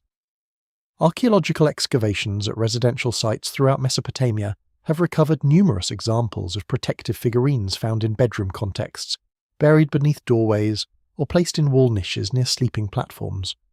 The figurines typically measured 10 to 20 centimeters in height, creating objects small enough for convenient placement, while maintaining sufficient visibility to fulfill protective functions. The iconography of protective figurines included several standard types, each offering specialized protection against different supernatural threats. The Pazuzu figurines depicted a composite demon with leonine features, wings, and grotesque face, whose fearsome appearance frightened away lesser demons including Lilitu. Despite his demonic nature, Pazuzu served protective functions, with text describing him as defender against other harmful entities. The Lamassu figurines portrayed benevolent protective spirits combining human, bovine, and avian features that guarded thresholds and sleeping spaces against intrusion by malevolent forces. The simple geometric or abstract figurines incorporated symbolic designs including rosettes, stars, and protective symbols whose presence created spiritual barriers against demonic approach. The placement protocols for protective figurines followed specific prescriptions designed to maximize their effectiveness. Text described positioning figurines in room corners where demons were believed to lurk, near doorways that represented vulnerable entry points, and directly adjacent to sleeping platforms where they could provide immediate protection to sleeping occupants. Some protective arrangements employed multiple figurines positioned in patterns that created protective perimeters around sleeping areas, with each figurine guarding specific directional approaches that demons might use for attack. The recitation of protective incantations before sleep represented active ritual participation that complemented passive protection from figurines and architectural features. These incantations, preserved in religious ritual texts, addressed demons by name and commanded them to depart from the sleeping area. The verbal formulas invoked protective deities, described the sleeper as under divine protection that rendered demonic attack futile, and threatened supernatural punishment for any demon that persisted in harmful intentions. The performative aspects of incantation recitation required proper vocal delivery, correct pronunciation of sacred names and formulas, and sincere belief in the efficacy of the ritual words. The standard protective incantation format included several consistent elements that appeared across different specific texts. The opening section invoked protective deities and announced the ritual purpose of seeking protection during sleep. The middle section named specific demons and commanded their departure, often including detailed descriptions of demonic characteristics and behaviors that demonstrated knowledge of the enemy. The closing section declared the sleeping space protected and warned of consequences for any demon that violated the established spiritual barriers. The repetitive structure of incantations created rhythmic patterns that facilitated memorization, while generating acoustic effects believed to enhance supernatural efficacy. The materials used in bed construction incorporated substances believed to possess inherent demon-repelling properties. Cedar wood earned particular favor for bed construction based on beliefs that its strong aromatic qualities repelled supernatural entities who found the scent intolerable. The expense of imported cedar limited its use to wealthy households, though even modest families might incorporate small cedar components into bed frames or keep cedar chips beneath sleeping mats to gain protective benefits. Alternative woods, including cypress and juniper, offered similar aromatic protection at lower cost, making protective wood materials accessible to broader population segments. The incorporation of metal components into bed construction provided additional supernatural protection based on beliefs about metal's apotropaic properties. Small bronze or copper nails driven into bed frames created protective installations that demons could not cross. Some bed constructions incorporated metal wire or thin strips woven into reed sleeping surfaces, creating physical and spiritual barriers against demonic penetration. The shiny surfaces of polished metals were believed to reflect demonic energies, turning attacks back upon their sources while protecting sleeping occupants from harm. The practice of temple incubation, in which individuals slept within sacred precincts specifically to receive divine dreams, represents a specialized application of Sumerian sleep culture. Tablets from temple archives describe the procedures for preparing incubation chambers, including ritual purification, special dietary restrictions, and the timing of sleep to coincide with astrologically favorable periods. Participants in temple incubation paid fees that supported the maintenance of specialized sleeping facilities and the services of priest interpreters who helped decode the resulting dreams. The temple incubation facilities discovered through archaeological excavations at major religious centers including Nippur, and Babylon consisted of specialized chambers designed exclusively for ritual sleeping. These incubation rooms measured approximately 3 to 4 meters square, providing private sleeping spaces for individual petitioners seeking divine dream communications. The architectural features of incubation chambers distinguish them from ordinary temple rooms through specialized design elements including soundproofing achieved through thick walls, controlled lighting from small high windows, and dedicated ventilation systems that maintained air quality during extended sleeping periods. The preparation protocols for temple incubation began days before the actual sleeping session, establishing ritual purity and spiritual receptivity required for effective divine communication. The preliminary purification phase required participants to undergo repeated ritual washing, abstain from sexual activity, and avoid contact with sources of spiritual contamination, including corpses, menstruating women, and certain impure animals. These preparatory restrictions created states of ritual purity that qualified individuals for direct divine contact through dream experiences. The dietary restrictions imposed on incubation participants aimed to promote spiritual clarity and enhance dream receptivity. The prescribed diet eliminated heavy, spiced, or strongly flavored foods in favor of simple preparations of barley, fish, and specific vegetables believed to facilitate divine communication. The quantities of food were reduced below normal consumption levels, creating mild hunger that texts describe as increasing spiritual sensitivity. Alcohol consumption was strictly prohibited during the preparatory period and the incubation event itself, as intoxication was believed to cloud perception and prevent clear reception of divine messages. The timing of incubation sleeping sessions coordinated with astrological calculations that identified favorable periods when divine beings were most accessible to human contact. Temple astronomers maintained detailed records of planetary positions, lunar phases, and stellar configurations that influenced the likelihood of successful divine dream communication. The most propitious incubation times occurred during new moon periods when darkness facilitated dream experiences, during specific planetary alignments favorable to the deity whose guidance was sought, and on festival days dedicated to particular gods when divine attention focused on human affairs. The ritual activities immediately preceding incubation sleep created the conditions for divine dream reception. Participants underwent final purification washing, dressed in clean linen garments provided by temple authorities, and entered the incubation chamber through prescribed pathways while reciting specific prayers. Inside the chamber, petitioners made offerings to the relevant deity, typically including incense that filled the space with aromatic smoke, small quantities of food or drink placed on offering tables, and sometimes animal sacrifices performed by attending priests. The offering rituals established reciprocal relationships with deities, creating obligations that encourage divine responses to human requests for guidance. The sleeping arrangements within incubation chambers provided modest comfort while maintaining the ritual character of the experience. The chambers contained simple sleeping platforms or thick reed mats that created defined resting places without the elaborate bedding found in domestic contexts. The deliberate austerity of incubation sleeping conditions reflected the ritual nature of the activity and prevented the physical comfort that might interfere with spiritual receptivity. Some texts describe the provision of special headrests or pillows that had been consecrated through temple rituals, objects believed to facilitate divine dream transmission through their sacred status. The fee structures for temple incubation services varied according to temple wealth, deity prestige, and petitioner social status. Administrative tablets from temple archives record payment amounts ranging from modest silver weights that common people could afford to substantial payments from wealthy individuals seeking particularly important divine guidance. The fees supported the maintenance of incubation facilities, compensated priests who supervised the rituals, and contributed to general temple operations. Some temples offered reduced fees or free incubation services to indigent petitioners during specific festival periods, ensuring that divine dream guidance remained accessible across social strata. The interpretation services provided by temple priests represented essential components of incubation practice, as divine dream messages often employed symbolic language requiring expert decoding. Upon waking, participants recounted their dream experiences to priest interpreters who applied specialized knowledge to extract meaning from symbolic imagery.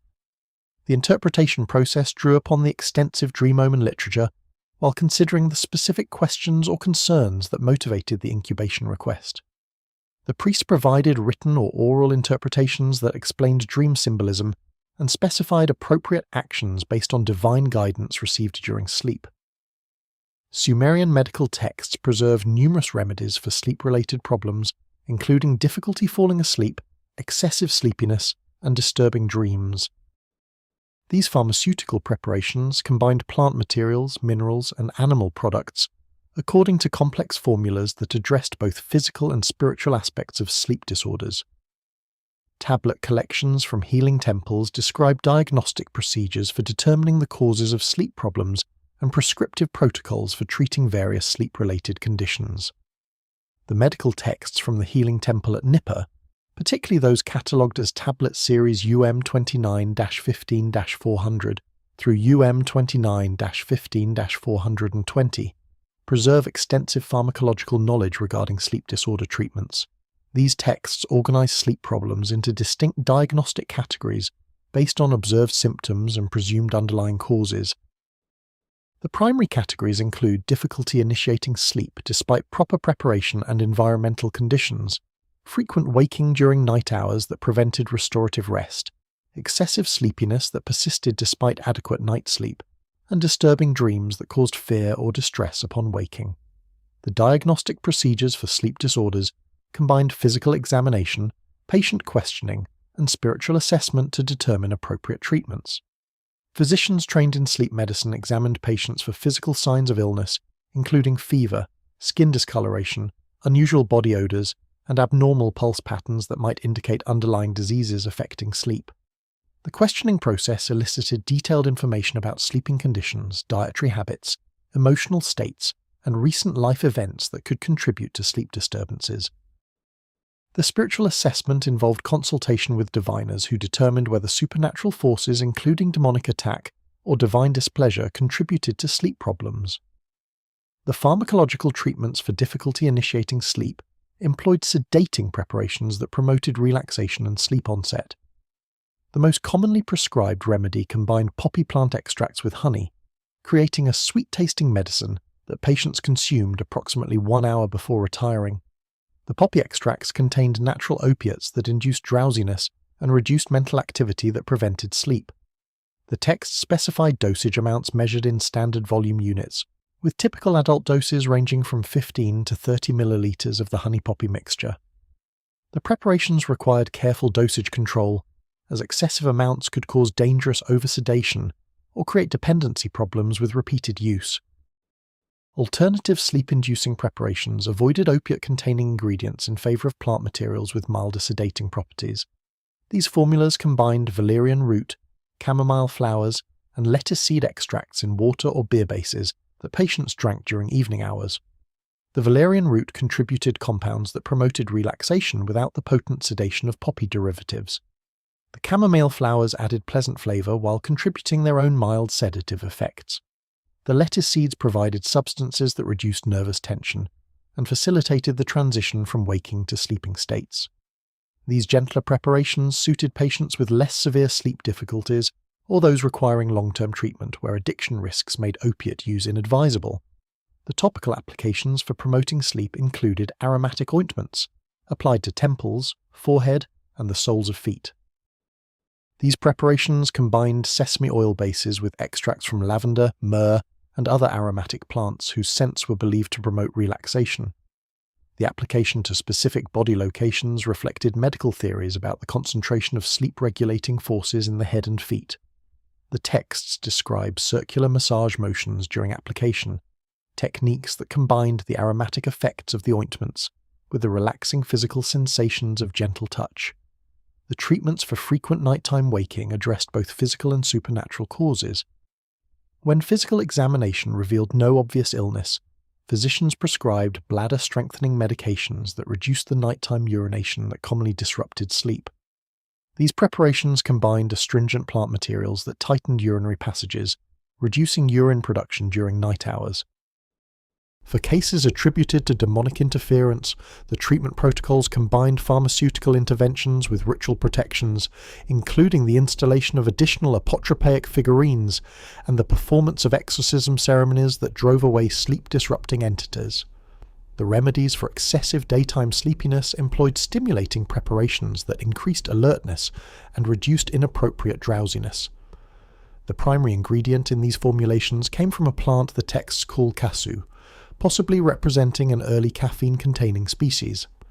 The kasu plant materials were prepared as strong infusions in hot water, creating beverages that patients consumed during morning hours to combat sleepiness.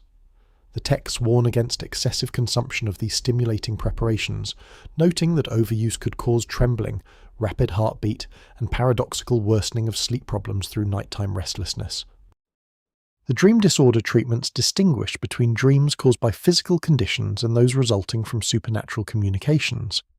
For nightmares attributed to indigestion or other bodily imbalances, the treatments focused on digestive remedies that restored proper bodily function.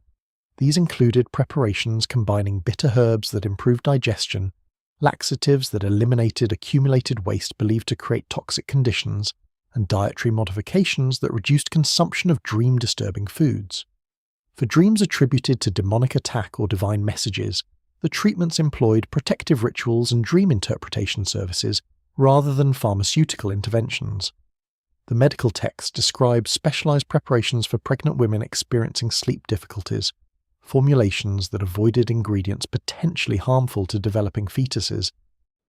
These pregnancy-safe sleep remedies emphasized mild sedating herbs combined with nutritive substances that supported maternal health. The texts specify reduced dosages for pregnant patients and recommend consultation with midwives experienced in managing pregnancy-related sleep problems.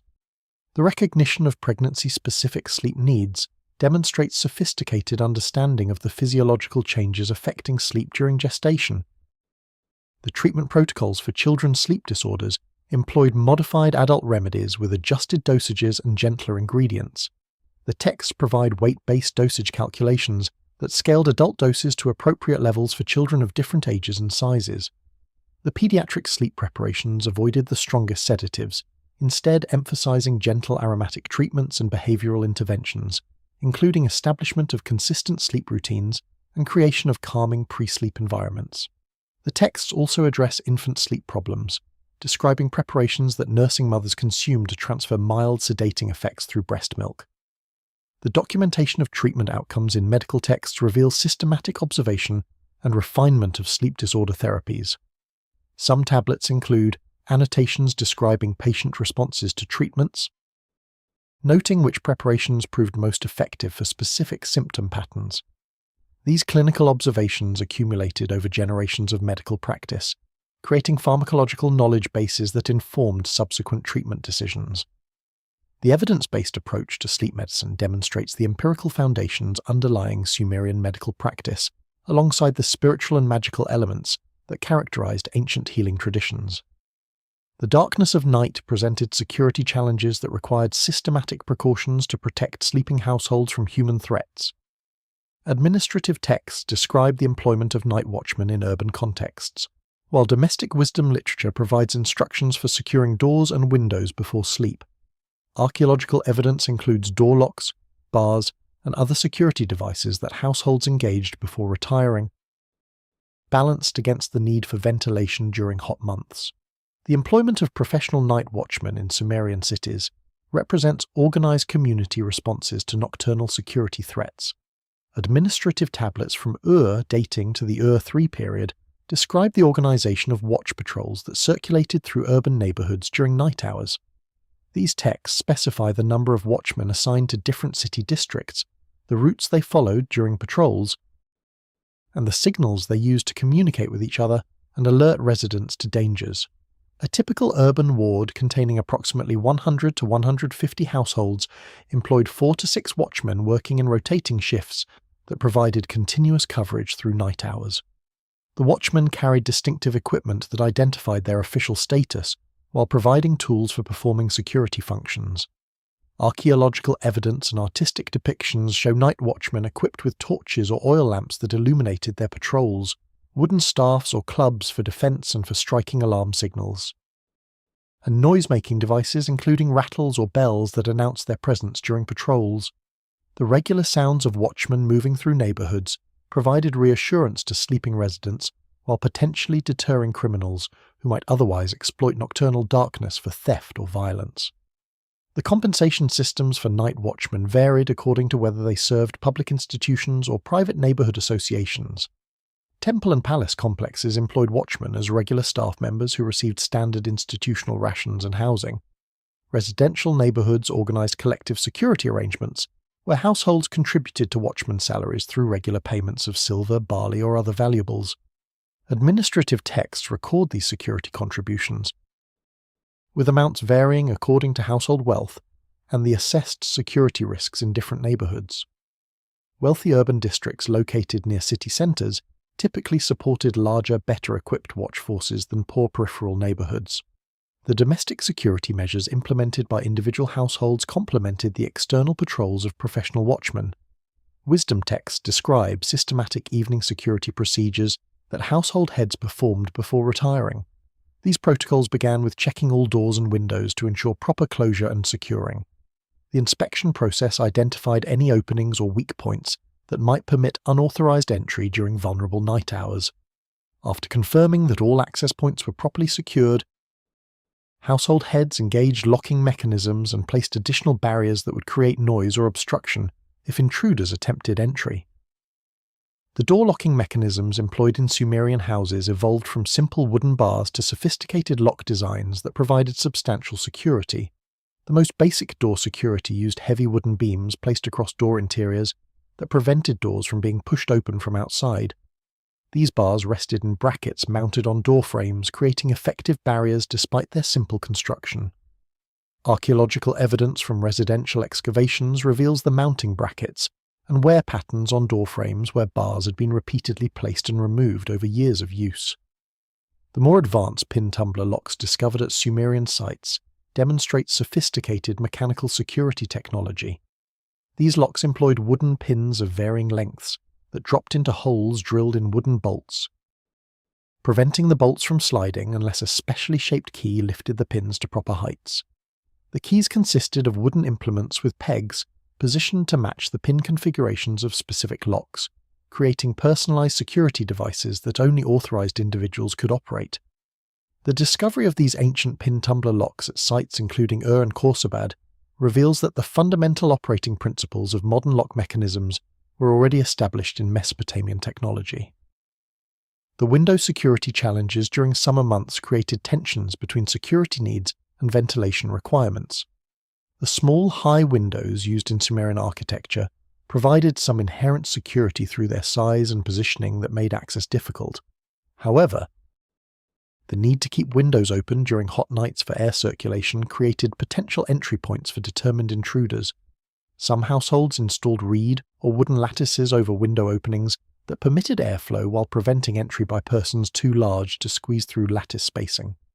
These protective screens could be secured from interior positions, ensuring that intruders could not simply remove them from outside.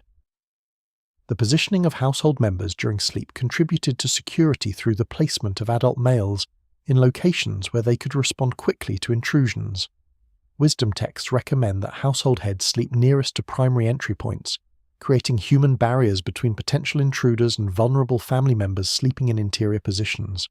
The proximity of adult males to doors and windows enabled rapid response if security breaches occurred during night hours.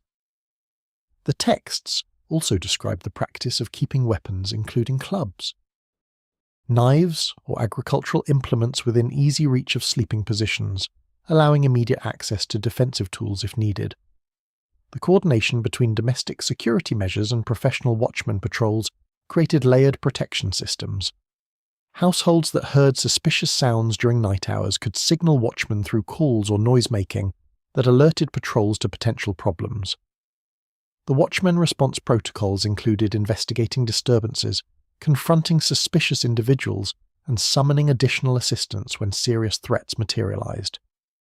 The text described trumpet or horn signals that watchmen used to rally colleagues or wake neighborhood residents during emergencies requiring collective response. The legal frameworks governing nighttime security defined the rights and responsibilities of watchmen, householders, and authorities. Law codes from various periods specify penalties for watchmen who neglected duties or failed to prevent crimes within their patrol areas. The texts also describe householder rights to use force defending property, against nighttime intruders, with provisions generally excusing killings that occurred during nocturnal home invasions. These legal protections reflected recognition that darkness prevented clear identification of intruder intentions and justified aggressive defensive measures. The cultural attitudes toward nighttime security reflected broader beliefs about the dangerous nature of darkness and the increased vulnerability of sleeping households. Religious texts describe night as the time when demonic forces moved freely and when human malefactors found cover for criminal activities. The comprehensive security measures developed in Sumerian culture addressed both supernatural and human nocturnal threats through combinations of physical barriers, active patrols, and spiritual protections that created defensive systems capable of managing the multiple dangers associated with darkness. Sumerian culture associated specific waking times with social status, moral character, and professional identity. Agricultural workers rose before dawn to begin field work during cool morning hours, while administrative personnel timed their waking to coincide with the opening of institutional offices. Wisdom literature praises early rising as evidence of diligence and moral virtue, while describing late sleeping as characteristic of the lazy and dissolute. The agricultural calendar drove waking times for the majority of Sumerian population engaged in farming activities. The optimal periods for agricultural labour occurred during early morning hours when temperatures remained relatively cool, and before the intense midday heat made outdoor work dangerous and exhausting. Administrative texts from agricultural estates specify that field workers should begin labour when sufficient natural light permitted safe movement and effective work, typically corresponding to approximately 30 to 45 minutes before sunrise during summer months, and closer to actual sunrise during winter months when dawn came later. The early rising requirements for agricultural workers created sleep schedules that necessitated retirement soon after dusk to ensure adequate rest before pre-dawn waking. The organisation of institutional labour in temple and palace complexes established different waking time expectations for administrative workers. These personnel began duties when offices opened for daily business, typically occurring after sunrise when adequate natural light illuminated interior workspaces. The later waking times permitted by administrative work schedules represented one of the privileges distinguishing literate, skilled workers from manual labourers. Administrative tablets recording work attendance sometimes note late arrivals with apparent disapproval, suggesting institutional expectations of punctuality that required workers to wake and prepare themselves in time to reach workplaces at designated starting times.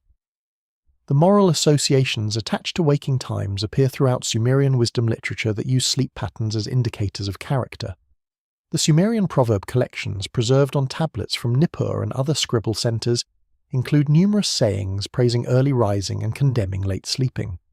One proverb states that the early riser finds prosperity, while the late sleeper finds poverty, directly linking waking times to economic outcomes.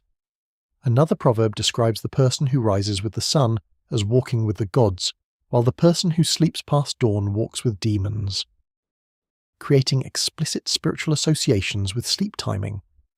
The social prestige associated with early rising appears in biographical inscriptions where individuals describe their virtuous habits.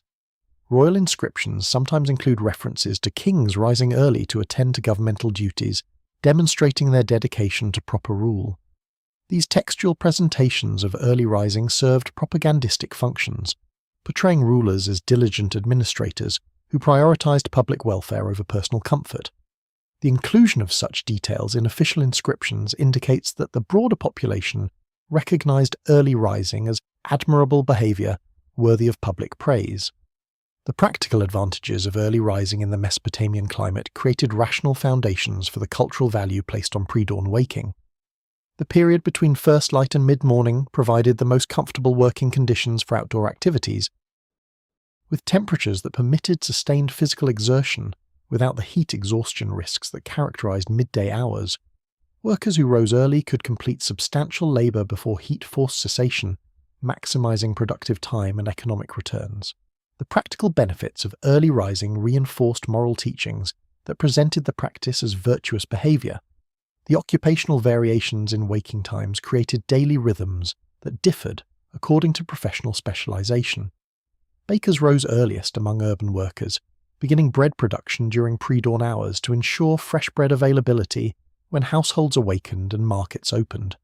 Shepherds and animal herders maintained waking schedules determined by livestock needs, rising when animals required feeding, watering, or movement to grazing areas. Merchants timed waking to market opening hours, rising early enough to prepare goods for sale and secure favourable positions in marketplace areas. These occupational waking patterns created diverse morning rhythms within single urban communities. The gendered dimensions of waking times reflected household labour divisions that assigned women primary responsibility for early morning domestic tasks. Women typically rose before male household members to rekindle cooking fires, prepare morning meals, and begin daily housework. The earlier female waking times appear in wisdom texts that praise women who rise before dawn to attend to household duties. The texts present this early rising as evidence of proper wifely virtue and household management skills. The additional sleep time afforded to men reflected patriarchal social structures that privileged male rest over female rest. The seasonal variations in natural light availability created shifting waking time patterns across the annual cycle. Winter mornings with later sunrises permitted later waking than summer mornings, when early sunrise created natural wake signals. However, agricultural work requirements often overrode seasonal light patterns, with farmers rising at consistent pre-dawn times throughout the year to maximize available daylight work hours. The tension between natural light cycles and work demands appears in texts describing the difficulty of winter morning rising, when darkness and cold made leaving warm sleeping arrangements particularly challenging. The religious observances that occurred at dawn created additional incentives for early rising among pious individuals. Temple rituals included morning offerings and prayers performed at sunrise, requiring dedicated worshippers to wake early enough to reach temples at appropriate times. The participation in dawn religious observances provided opportunities to demonstrate piety while also allowing early risers to claim spiritual benefits from their disciplined sleep schedules. The texts describe divine favour flowing to those who greeted gods with first light, creating supernatural rewards for early waking. The extreme heat of Mesopotamian summer days necessitated midday rest periods that provided relief from solar exposure and allowed recuperation before afternoon activities.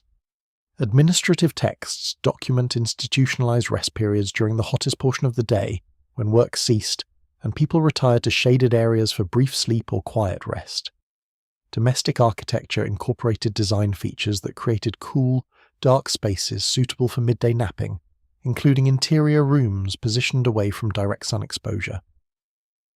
The physiological necessity of midday rest during peak heat hours reflected the dangerous environmental conditions that characterized Mesopotamian summers. Temperatures during midday hours from approximately late spring through early autumn frequently exceeded 40 degrees Celsius, creating heat exposure risks including exhaustion, dehydration, and potentially fatal heat stroke. The administrative recognition of these dangers appears in work schedules that suspended outdoor labour during the hottest periods, protecting workers from heat-related illness while acknowledging the reduced productivity that resulted from attempting work during peak temperatures. The institutionalized rest periods documented in administrative texts from temple and palace complexes typically extended from approximately 2 to 4 hours, beginning when the sun reached its highest point and ending when afternoon shadows began lengthening. The temple workshop records from Lagash describe work schedules that divided the day into morning and afternoon sessions separated by the midday rest interval. Workers completed morning tasks, retired to shaded areas or designated rest facilities during peak heat, then resumed labour during late afternoon hours when temperatures moderated. The formal recognition of midday rest in institutional schedules legitimised the practice and ensured that workers received adequate recovery time. The domestic architecture of Sumerian houses incorporated design features specifically intended to create cool, dark spaces suitable for midday rest. The interior rooms positioned at house centres, surrounded on multiple sides by other rooms or thick exterior walls, maintained lower temperatures than peripheral rooms with direct sun exposure. These central chambers functioned as refuges during peak heat hours, providing relatively comfortable environments where household members could rest while outdoor temperatures reached dangerous levels. The small, high windows characteristic of Sumerian houses minimized direct sunlight penetration, while allowing some air circulation that prevented complete stagnation. The sleeping arrangements for midday naps employed lighter bedding than nighttime sleep, and often occurred in different locations than nocturnal sleeping platforms. Many households use simple reed mats spread on cool floor surfaces in interior rooms, creating temporary resting places that could be quickly arranged and removed. The floor sleeping position during midday rest provided some cooling benefit through contact with floor materials that remained relatively cool despite exterior heat. Alternative napping locations included shaded courtyard areas, where any available breeze provided air movement that enhanced comfort compared to enclosed interior spaces. The social practices surrounding midday rest reflected the universal nature of the heat challenge that affected all social classes. Wealthy and poor households alike observed midday rest periods, though the quality of rest environments varied according to resources. Elite households maintained dedicated cooling rooms with sophisticated ventilation systems, thick walls that provided superior thermal mass, and abundant space that prevented crowding during family rest periods. Poor households made do with minimal shelter, sometimes simply resting beneath shade trees or temporary awnings that blocked direct sun while providing little relief from ambient heat. The duration of midday naps varied according to individual needs and afternoon schedule demands. Agricultural workers whose afternoon tasks required return to fields typically limited midday rest to 1 or 2 hours, providing minimal recovery before resuming labour. Administrative workers with less physically demanding afternoon duties might extend rest periods to 3 or 4 hours, using the time for actual sleep rather than mere quiet rest.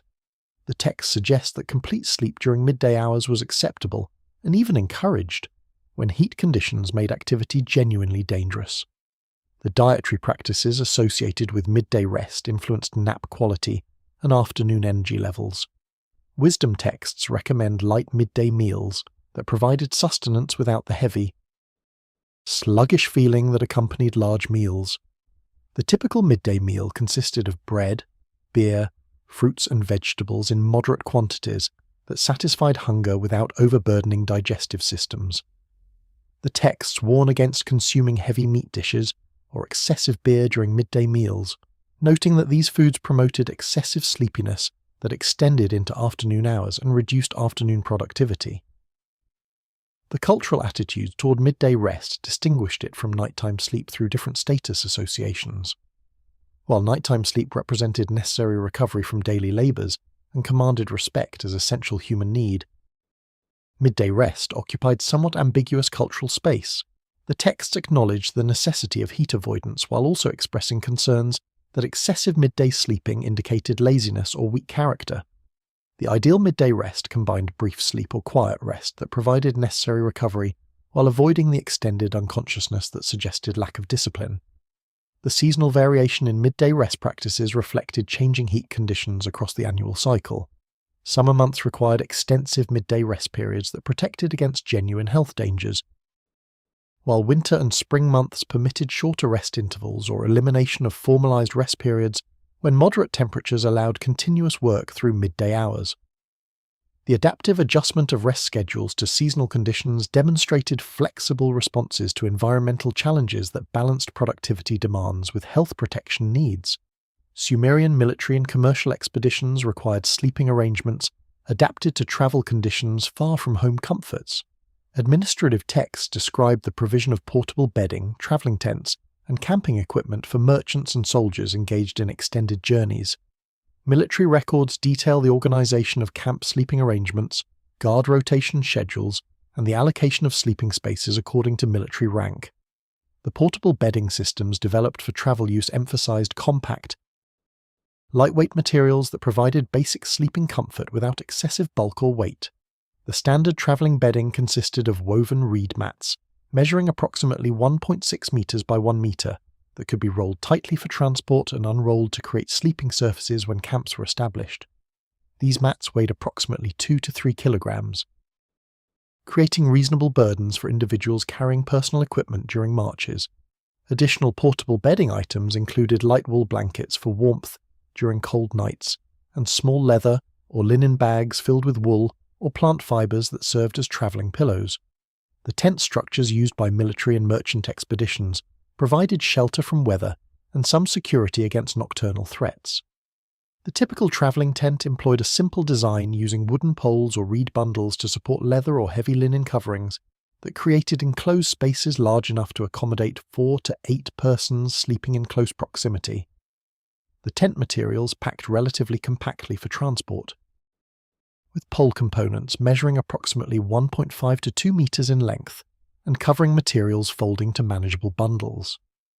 The shared tent accommodations reflected both practical transport limitations and the security benefits of group sleeping that provided mutual protection. The military camp organization, documented in administrative texts from royal campaigns, followed systematic patterns that balanced security requirements with efficient space utilization. The camp layouts positioned command tents at central locations surrounded by concentric rings of troop encampments. The sleeping arrangements allocated space according to military rank and unit organization, with officers receiving more generous sleeping areas and better equipment than common soldiers.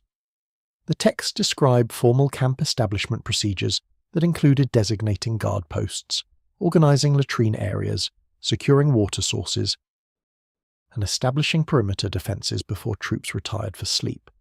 The guard rotation schedules maintained continuous security through night hours, while ensuring that all soldiers received adequate rest. The typical rotation divided night hours into 3 or 4 watch periods, with different troop units assigned to guard duties during each period. The mathematical division of available forces ensured that roughly 1/4 to 1/3 of troops remained on guard duty, while the remainder slept, providing substantial security forces while allowing most soldiers to achieve 5 to 6 hours of continuous sleep. The texts specify that guard assignments rotated among units to distribute the sleep disruption burden equitably across the army. The sleeping space allocations in military camps reflected hierarchical social structures while addressing practical shelter needs. Officers received individual tents or private sections within larger tents that provided some separation from common soldiers. Elite troops, including chariot warriors and specialized units, received better sleeping equipment and more spacious accommodations than basic infantry. The differential treatment reinforced military hierarchies while also recognizing that the performance of specialized military roles required better rest than simple guard or labor duties. The security measures implemented in military camps extended beyond perimeter guards to include internal arrangements that prevented surprise attacks. During vulnerable sleeping hours, the camp layouts ensured clear sight lines from guard positions to all tent areas, preventing concealed approaches by hostile forces. The troops slept fully clothed with weapons immediately accessible, enabling rapid mobilization if alarm sounded. The text described specific trumpet or drum signals that communicated different types of threats, allowing sleeping troops to respond appropriately to various emergency situations.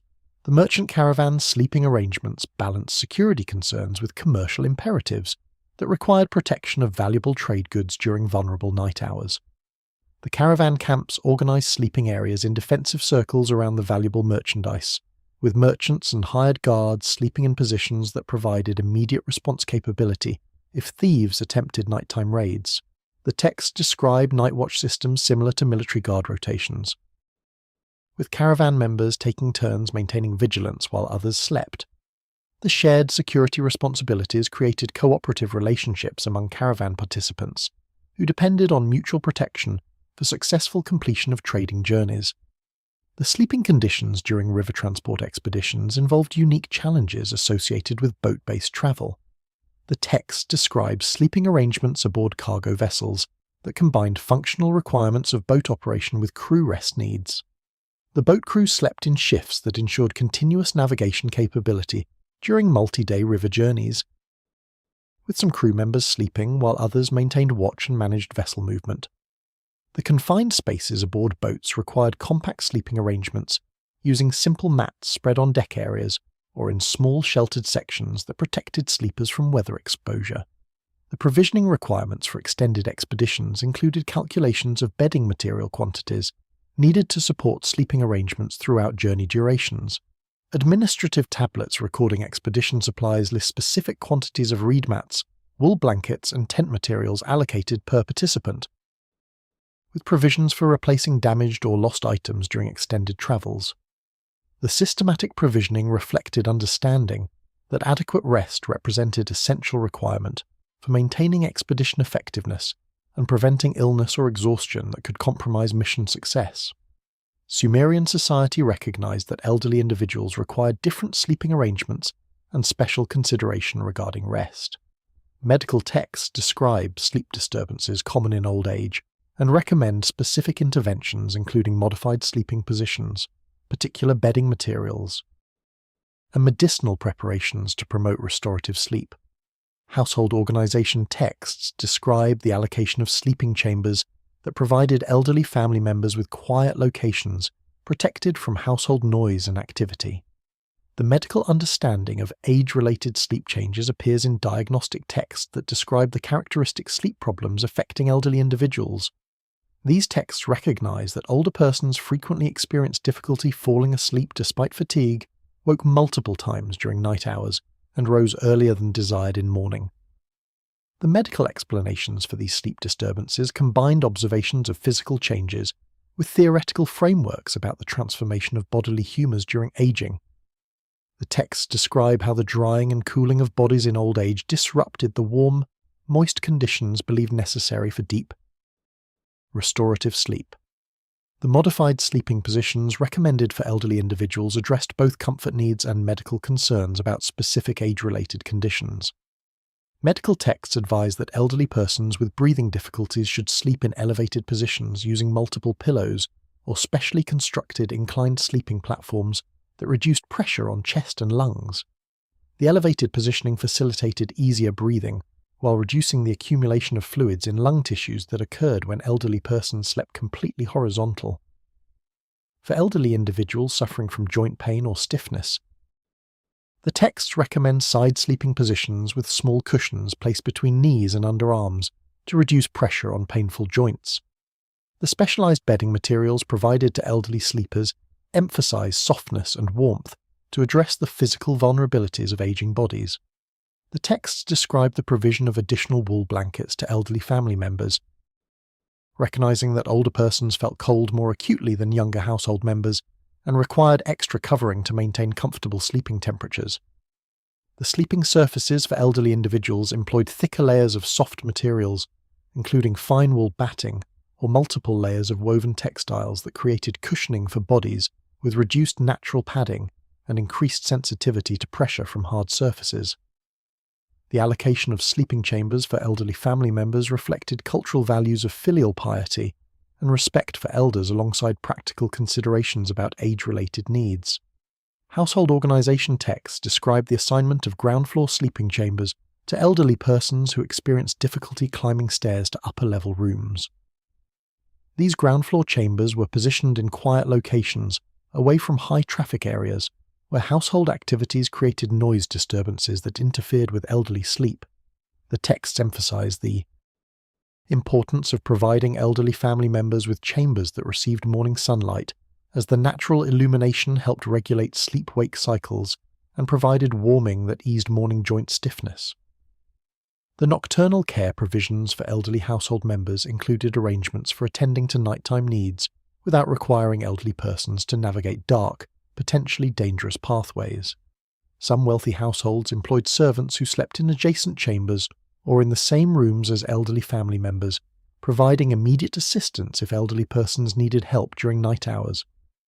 The text described the provision of chamber pots or similar facilities within elderly sleeping chambers, eliminating the need for nighttime trips to distant latrine facilities that posed fall risks in darkness.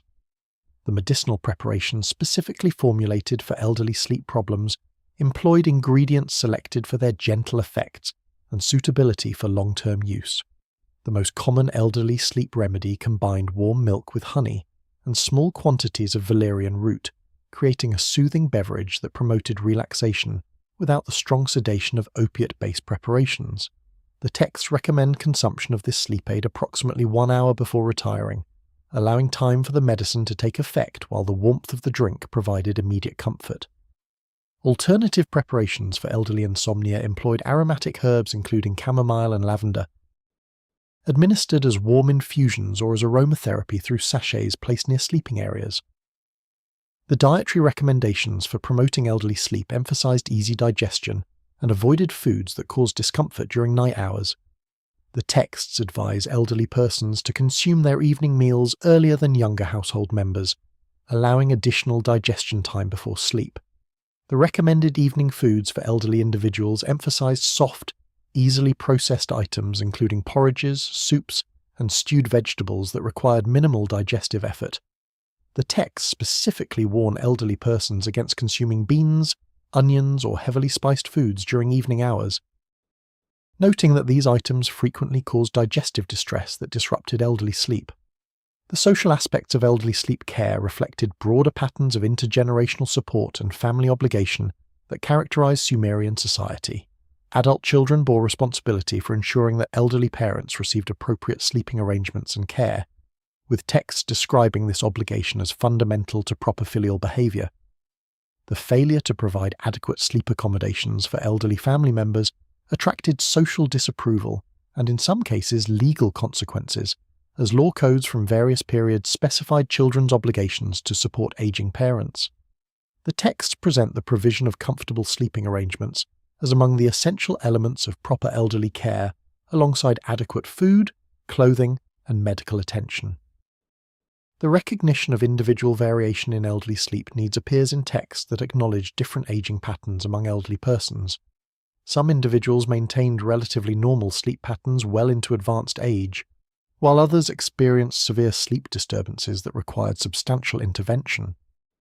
The texts recommend adjusting sleep accommodations and care intensity according to individual elderly persons' actual needs, rather than applying uniform age-based protocols. This individualized approach reflected sophisticated understanding that aging affected different persons differently, and that effective care required attention to specific circumstances rather than generalized assumptions about elderly requirements. The care of sick individuals required modifications to standard sleeping arrangements that addressed both medical needs and spiritual concerns about illness. Medical texts describe the preparation of sick rooms with specific attention to air quality, temperature regulation, and the positioning of the patient's bed to facilitate recovery. Healing rituals performed at the bedside of sick sleepers combined practical nursing care with incantations and offerings designed to drive away disease demons believed to attack during vulnerable sleeping states. The preparation of sick rooms began with thorough cleaning that removed dirt, dust, and any objects or materials that might harbor disease-causing impurities. Medical texts describe detailed cleaning protocols that included sweeping floors, washing walls with water mixed with aromatic herbs, and fumigating rooms with smoke from burning cedar or cypress wood.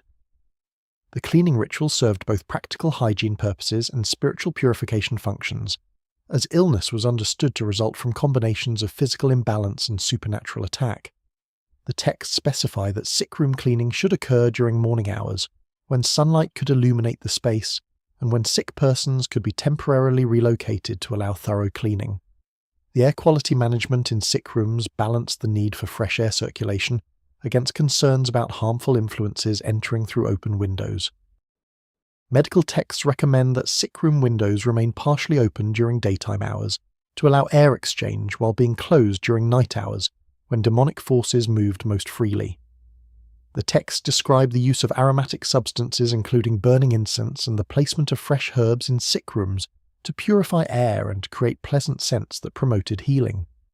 The specific aromatics recommended varied according to illness type, with cooling scents like mint recommended for fevers and warming scents like cinnamon for chills. The temperature regulation in sick rooms required careful attention to maintaining conditions appropriate to different illness types. For patients suffering from fevers, the texts recommend cool sick room environments achieved through limiting coverings, providing cool drinks, and occasionally applying damp cloths to foreheads and bodies. The cooling interventions aim to reduce excessive body heat without creating dangerous chilling. For patients with chills or weakness, the sick room preparations emphasized warmth through additional coverings, placement of braziers that heated room air, and provision of warm beverages. The texts warn against excessive heating that could create stifling conditions inhibiting recovery. The positioning of sick persons' beds within sick rooms followed principles designed to facilitate recovery through optimal environmental exposure and spiritual protection. Medical texts recommend placing sick beds in positions that received morning sunlight as the warming and illuminating effects of dawn light were believed to strengthen patients and drive away disease demons who preferred darkness. The bed positioning also considered air circulation patterns, with texts advising placement that allowed fresh air to flow over sleeping patients without creating uncomfortable drafts. Some texts describe positioning beds to face specific directions associated with healing deities, creating spiritual alignments that channeled divine healing power towards sick persons. The bedding materials provided to sick persons required frequent changing to maintain cleanliness and comfort. Medical texts describe protocols for replacing soiled bedding daily or more frequently if illness caused excessive sweating, vomiting, or other bodily discharges. The clean bedding represented both practical hygiene measures and symbolic renewal that supported healing processes. The texts specify that soiled bedding from sick rooms should be thoroughly washed and dried in sunlight before reuse, with particularly contaminated materials sometimes destroyed to prevent disease transmission. The nocturnal care routines for sick persons involved regular monitoring through night hours to assess condition changes and provide needed assistance. Medical texts describe the assignment of family members or hired attendants to maintain nighttime vigils at sick persons' bedsides, checking breathing patterns, body temperature, and consciousness levels at regular intervals. The nighttime attendants also provided water, adjusted coverings, and helped sick persons with toileting needs that often increased during illness. The continuous nocturnal care reflected recognition that many illnesses caused nighttime crises and that proper monitoring could enable life-saving interventions. The healing rituals performed at sick persons' bedsides combined medical interventions with spiritual procedures designed to drive away disease demons. The ritual texts describe ceremonies conducted at dusk, before sick persons retired for night's sleep, timing selected because the transition to darkness represented the period when demons gained power. The rituals typically involved priest-healers reciting incantations that commanded disease demons to depart, making offerings to healing deities requesting their intervention, and placing protective amulets on or near sick persons' beds. The incantations address specific disease demons by name, describing their characteristics and threatening them with divine punishment if they persisted in attacking the patient. The offerings made during bedside healing rituals included food items, beverages, and aromatic substances that attracted healing deities while repelling harmful demons. Medical ritual texts describe placing small quantities of bread, beer, and dates on offering tables positioned near sick beds, creating divine hospitality that encouraged healing deities to enter sick rooms and assist recovery. The aromatic offerings, including frankincense and myrrh, created pleasant scents while generating smoke that purified sick room atmospheres. The combination of verbal incantations and material offerings created comprehensive ritual environments supporting both spiritual and physical healing processes. The dream monitoring practices applied to sick persons reflected beliefs that illness-related dreams provided diagnostic and prognostic information. Medical texts describe questioning sick persons about their dreams upon morning waking, with specific dream contents indicating disease progression, spiritual causes of illness, or predicted outcomes. Dreams featuring particular deities suggested which divine powers were involved in the illness and which healing rituals would prove most effective. Dreams of darkness, descent, or death warned of dangerous disease progression requiring intensive intervention. Dreams of light, rising, or divine blessing indicated improving conditions and favorable prognoses. Sumerian funerary practices incorporated sleep symbolism and involved nocturnal vigils during which family members attended the bodies of the recently deceased.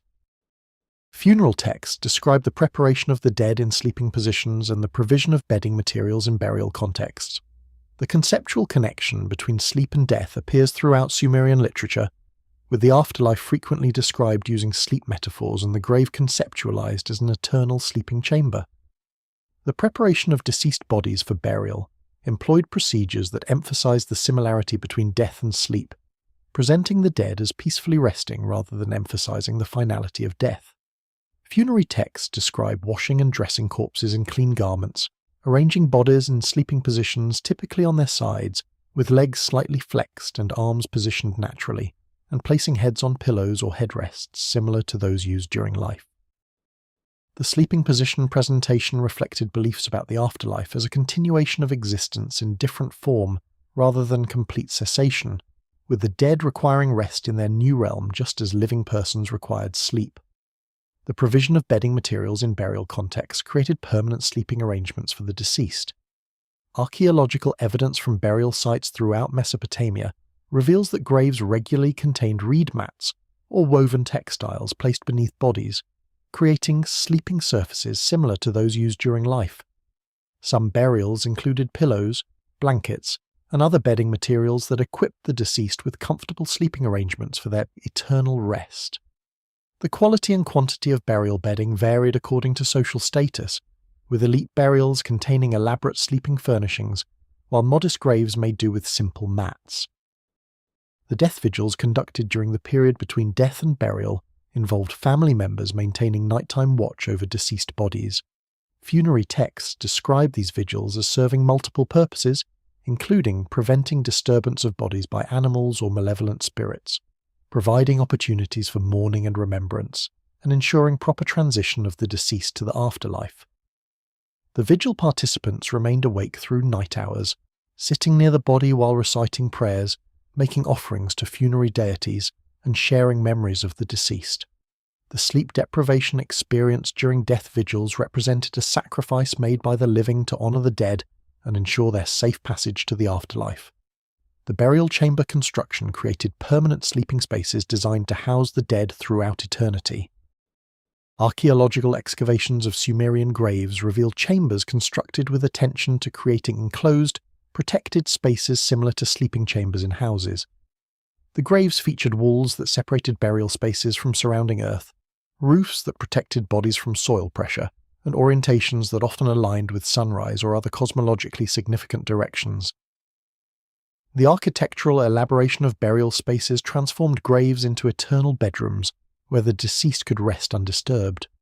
The grave goods placed in burials frequently included items associated with sleeping and nighttime, reinforcing the conceptual connection between death and sleep. Archaeological evidence shows that burials regularly contained oil lamps to illuminate the darkness of the grave, vessels containing water or beer to quench nocturnal thirst, and food offerings to sustain the deceased during their long rest. Some burials included personal items that individuals used during life, including jewelry, cosmetics, and tools, suggesting that the afterlife involved continuation of daily activities, including the evening preparations and morning routines that structured living existence. The sleep metaphors employed in funeral laments and epitaphs presented death as a form of sleep from which the deceased would not wake. Funerary texts describe the dead as sleeping, resting, or lying down in their graves, using terminology identical to descriptions of normal sleep. Some texts express hope that the deceased sleeps peacefully or rests comfortably, wishes that parallel living persons' desires for good sleep. The extensive use of sleep imagery in death contexts reflected cultural strategies for managing the psychological trauma of mortality through familiar, non-threatening metaphors. The afterlife conceptualizations in Sumerian religious thought included the understanding that the dead inhabited a shadowy realm where they existed in a diminished state resembling sleep. The underworld texts describe the dead as dwelling in darkness, consuming dust and clay, and experiencing existence drained of the vitality that characterized living. This grim afterlife vision nevertheless employed sleep metaphors, presenting the dead as resting in their graves while their spirits occupied the underworld in a state of perpetual drowsiness. The texts suggest that the dead could be temporarily roused from their death-like sleep through funerary offerings and commemorative rituals performed by living descendants. The mourning practices following burial included periodic commemoration rituals that involved offerings at graves during specific times. Some texts describe making these offerings during nighttime hours, visiting graves after dark to provide food, drink, and prayers to deceased family members. The nighttime timing of these commemorative visits created connections between the sleep of the living and the eternal sleep of the dead. As survivors visited graves during hours normally devoted to rest. The nocturnal grave visits also reflected beliefs that the dead became more accessible during night hours, when the boundaries between living and dead realms became more permeable. The advanced astronomical knowledge of Sumerian civilization required systematic nocturnal observations conducted by specialized priests who maintained carefully regulated sleep schedules. Temple archive texts describe the organization of astronomical observation shifts, with teams of observers working in rotation to track celestial phenomena throughout the night. These astronomical priests developed sleep practices that allowed them to function effectively during nocturnal observation periods, while maintaining the ritual purity required for their sacred duties. The astronomical observation programs documented in temple archives from Nippur and Babylon reveal sophisticated organizational systems that enabled continuous sky monitoring across multiple decades. The administrative tablets describe the assignment of priest astronomers to observation duties following rotating schedules that distributed nighttime work equitably across the astronomical staff. A typical temple astronomy department employed 12 to 20 specialized priests who worked in teams of 3 to 4, with each team responsible for observations during specific portions of lunar months. The rotation schedules ensured that individual astronomers performed nocturnal observations approximately 1 week per month, allowing them to maintain normal sleep patterns during non-observation periods.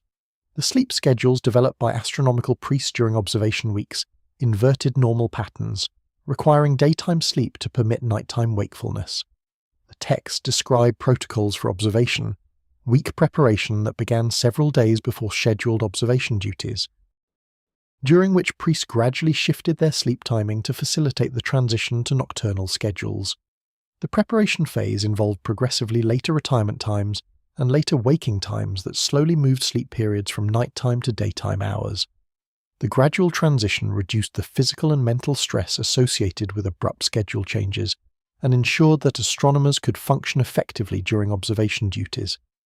The daytime sleeping arrangements for observation week astronomers required special accommodations that created dark, quiet sleeping environments during hours when normal household and temple activities created noise and light.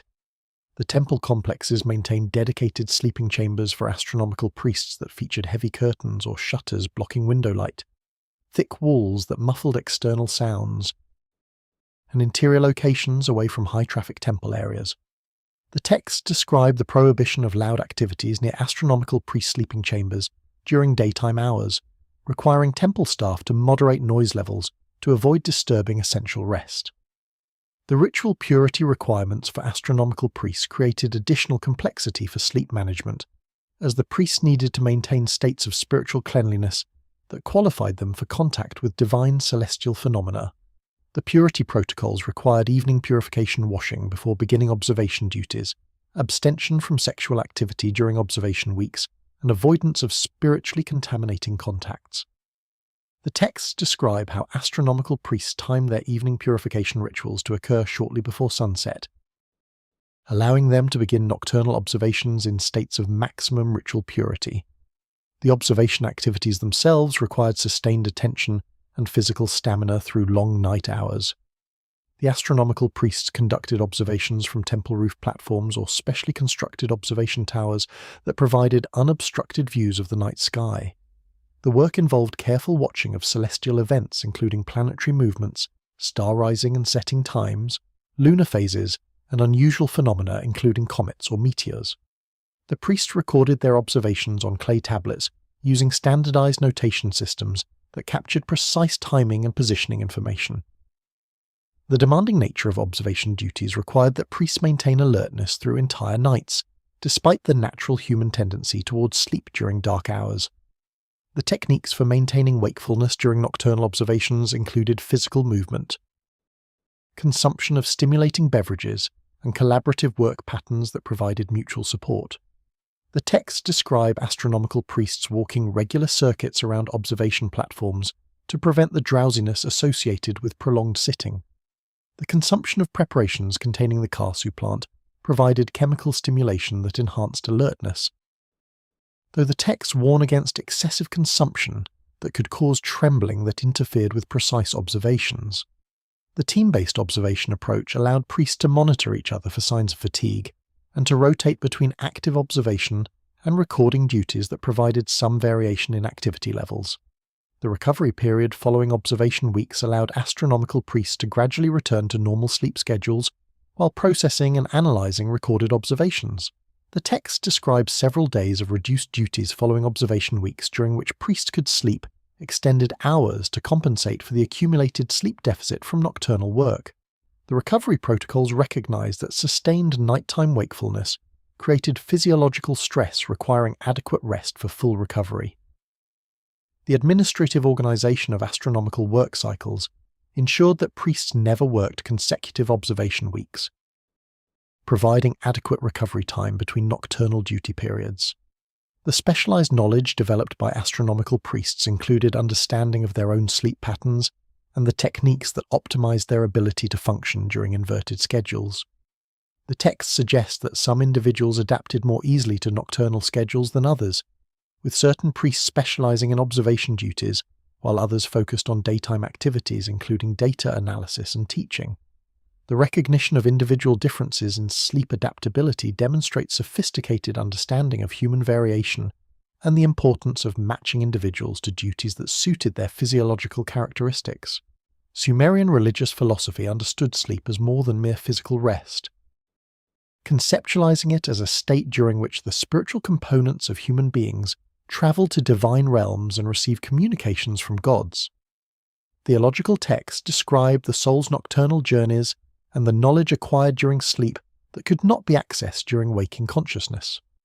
This spiritual understanding of sleep influenced every aspect of Sumerian sleeping practices, from the ritual preparation of sleeping spaces to the interpretive frameworks applied to dreams, creating an integrated system that treated rest as sacred activity, deserving the same systematic attention accorded to temple ritual and astronomical observation.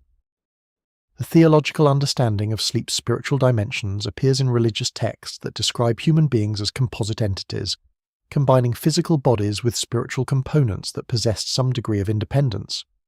During waking hours, the spiritual components remained closely associated with physical bodies, animating and directing physical activities. During sleep, the normal bonds between body and spirit loosened, allowing spiritual components to separate partially from physical forms and travel to realms inaccessible to embodied consciousness. The texts describe these nocturnal spiritual journeys as essential for maintaining proper relationships between humans and gods. As sleep provided the primary opportunity for direct divine contact, the divine realms visited during sleep included both the heavenly domains of major deities and the specialized sacred spaces associated with particular gods. The theological texts describe how sleeping souls traveled through the night sky to reach divine palaces, where they might receive audiences with gods, witness celestial events, or acquire knowledge about past and future events. Some texts suggest that particularly pious or spiritually advanced individuals achieved more extensive and meaningful nocturnal journeys than ordinary persons, penetrating deeper into divine realms and receiving more significant revelations. The quality of spiritual access during sleep depended on the sleeper's ritual purity, moral character, and the proper performance of pre-sleep religious observances. The knowledge acquired during nocturnal spiritual journeys encompassed information unavailable through ordinary waking perception. The text describes sleeping souls learning about distant events occurring simultaneously with sleep, about future developments that had not yet manifested in physical reality, and about hidden causes underlying observable phenomena. The special knowledge gained during sleep required proper interpretation upon waking to translate spiritual experiences into practically useful information. The dream interpretation systems preserved in cuneiform libraries represented the methodologies for extracting meaning from nocturnal spiritual experiences. The ritual preparation of sleeping spaces reflected the understanding that sleep involved spiritual journeys requiring proper launching conditions. The evening purification washing served not only hygienic purposes, but also spiritual functions, cleansing the body so that the departing soul began its journey from a pure state. The protective incantations and apotropaic figurines created safe spiritual conditions that prevented malevolent entities from interfering with nocturnal soul journeys or attacking vulnerable sleeping bodies left behind during spiritual travels. The proper orientation of sleeping positions aligned sleepers with cosmic directions that facilitated soul travel toward appropriate divine realms. The morning reflection practices that emphasized dream recall served the religious function of retrieving and preserving the knowledge acquired during nocturnal spiritual journeys. The texts emphasize the importance of capturing dream memories immediately upon waking, as the spiritual knowledge gained during sleep faded rapidly once souls returned fully to physical bodies and waking consciousness resumed. The dream recording practices created permanent preservation of spiritual revelations that might otherwise be lost to the limitations of human memory. The integration of sleep into religious practice extended beyond individual spiritual development to encompass communal and institutional dimensions. The temple incubation practices created formalized structures for utilizing sleep as a vehicle for divine consultation on matters affecting entire communities. The royal dreams reported in official inscriptions demonstrated that proper sleep practices enabled rulers to receive divine guidance for governmental decisions. The recognition that sleep provided access to supernatural knowledge elevated rest from mundane biological necessity to sacred practice deserving religious attention and systematic cultivation. The ethical dimensions of sleep practices reflected beliefs that proper rest contributed to moral development and spiritual advancement. The texts present good sleep as both consequence of virtuous living and prerequisite for continued moral behavior, creating reciprocal relationships between ethical conduct and rest quality. Individuals who maintained ritual purity, performed required religious observances, and treated others properly enjoyed peaceful restorative sleep that enabled continued virtuous action. Conversely, those who violated moral codes suffered disturbed sleep plagued by nightmares and divine reproach that signaled the need for behavioral correction. The comprehensive Sumerian approach to sleep integrated practical, medical, social, and spiritual considerations into systematic practices that addressed the full complexity of rest. The evidence preserved in archaeological remains and cuneiform texts reveals a civilization that understood sleep as fundamental to human well-being and that developed sophisticated strategies for optimizing rest quality. The Sumerian sleeping practices balanced environmental challenges including extreme climate and insect threats with social requirements for security and privacy, while never losing sight of the spiritual dimensions that elevated sleep beyond mere biological function to sacred activity connecting humans with divine powers that governed existence. The convergence of archaeological evidence, cuneiform textual records, and material culture analysis reveals that Sumerian sleeping practices represented far more than simple responses to basic biological needs. The systematic attention devoted to rest in the world's first urban civilization demonstrates sophisticated understanding of the multiple factors influencing sleep quality and the profound importance of adequate rest for individual well-being and social functioning. The Sumerians developed comprehensive approaches to sleep that integrated architectural design, textile technology, medical knowledge, religious practice, and social organization into coordinated systems that addressed every aspect of nocturnal rest. The architectural innovations documented in residential excavations show deliberate planning for optimal sleeping environments within the constraints of mud brick construction and extreme climate variations. The seasonal adjustments moving sleeping locations between rooftops, courtyards, and interior chambers demonstrate flexible responses to environmental challenges that maximized comfort throughout the annual cycle. The specialized bedding materials produced in temple workshops and the evolution from rigid headrests to soft pillows reveal ongoing technological development aimed at improving sleep quality.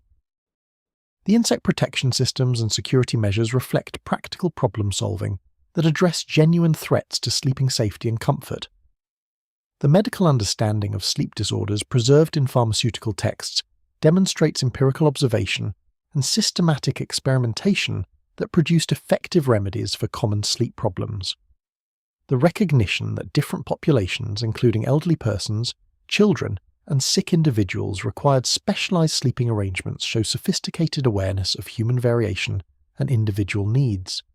The dream interpretation frameworks and the elaborate rituals surrounding sleep reflect the profound spiritual significance attributed to nocturnal rest as a time when human consciousness could access divine realms and receive supernatural communications. The social organization of sleep, including the hierarchical allocation of sleeping spaces, the gendered division of nocturnal responsibilities, and the coordination of institutional work schedules around rest requirements, reveals how thoroughly sleeping practices were integrated into the broader structures of Sumerian civilization.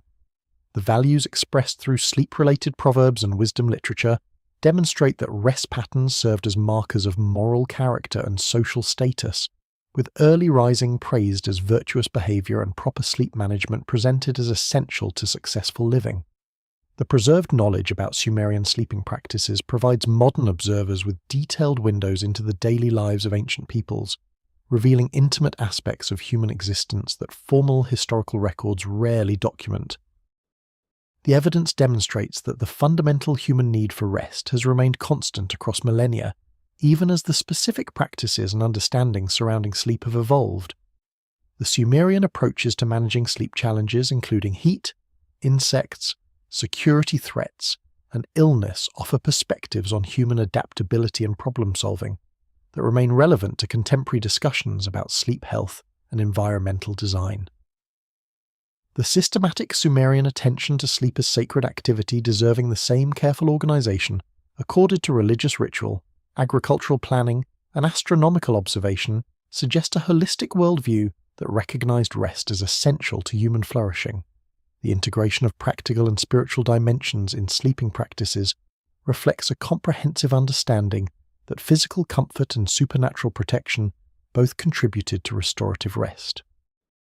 As modern societies grapple with epidemic sleep deprivation and the health consequences of inadequate rest, the Sumerian example offers reminders that successful civilizations have always recognized sleep as fundamental to human capability, and that creating conditions for quality rest requires systematic attention to environmental, social, and spiritual factors.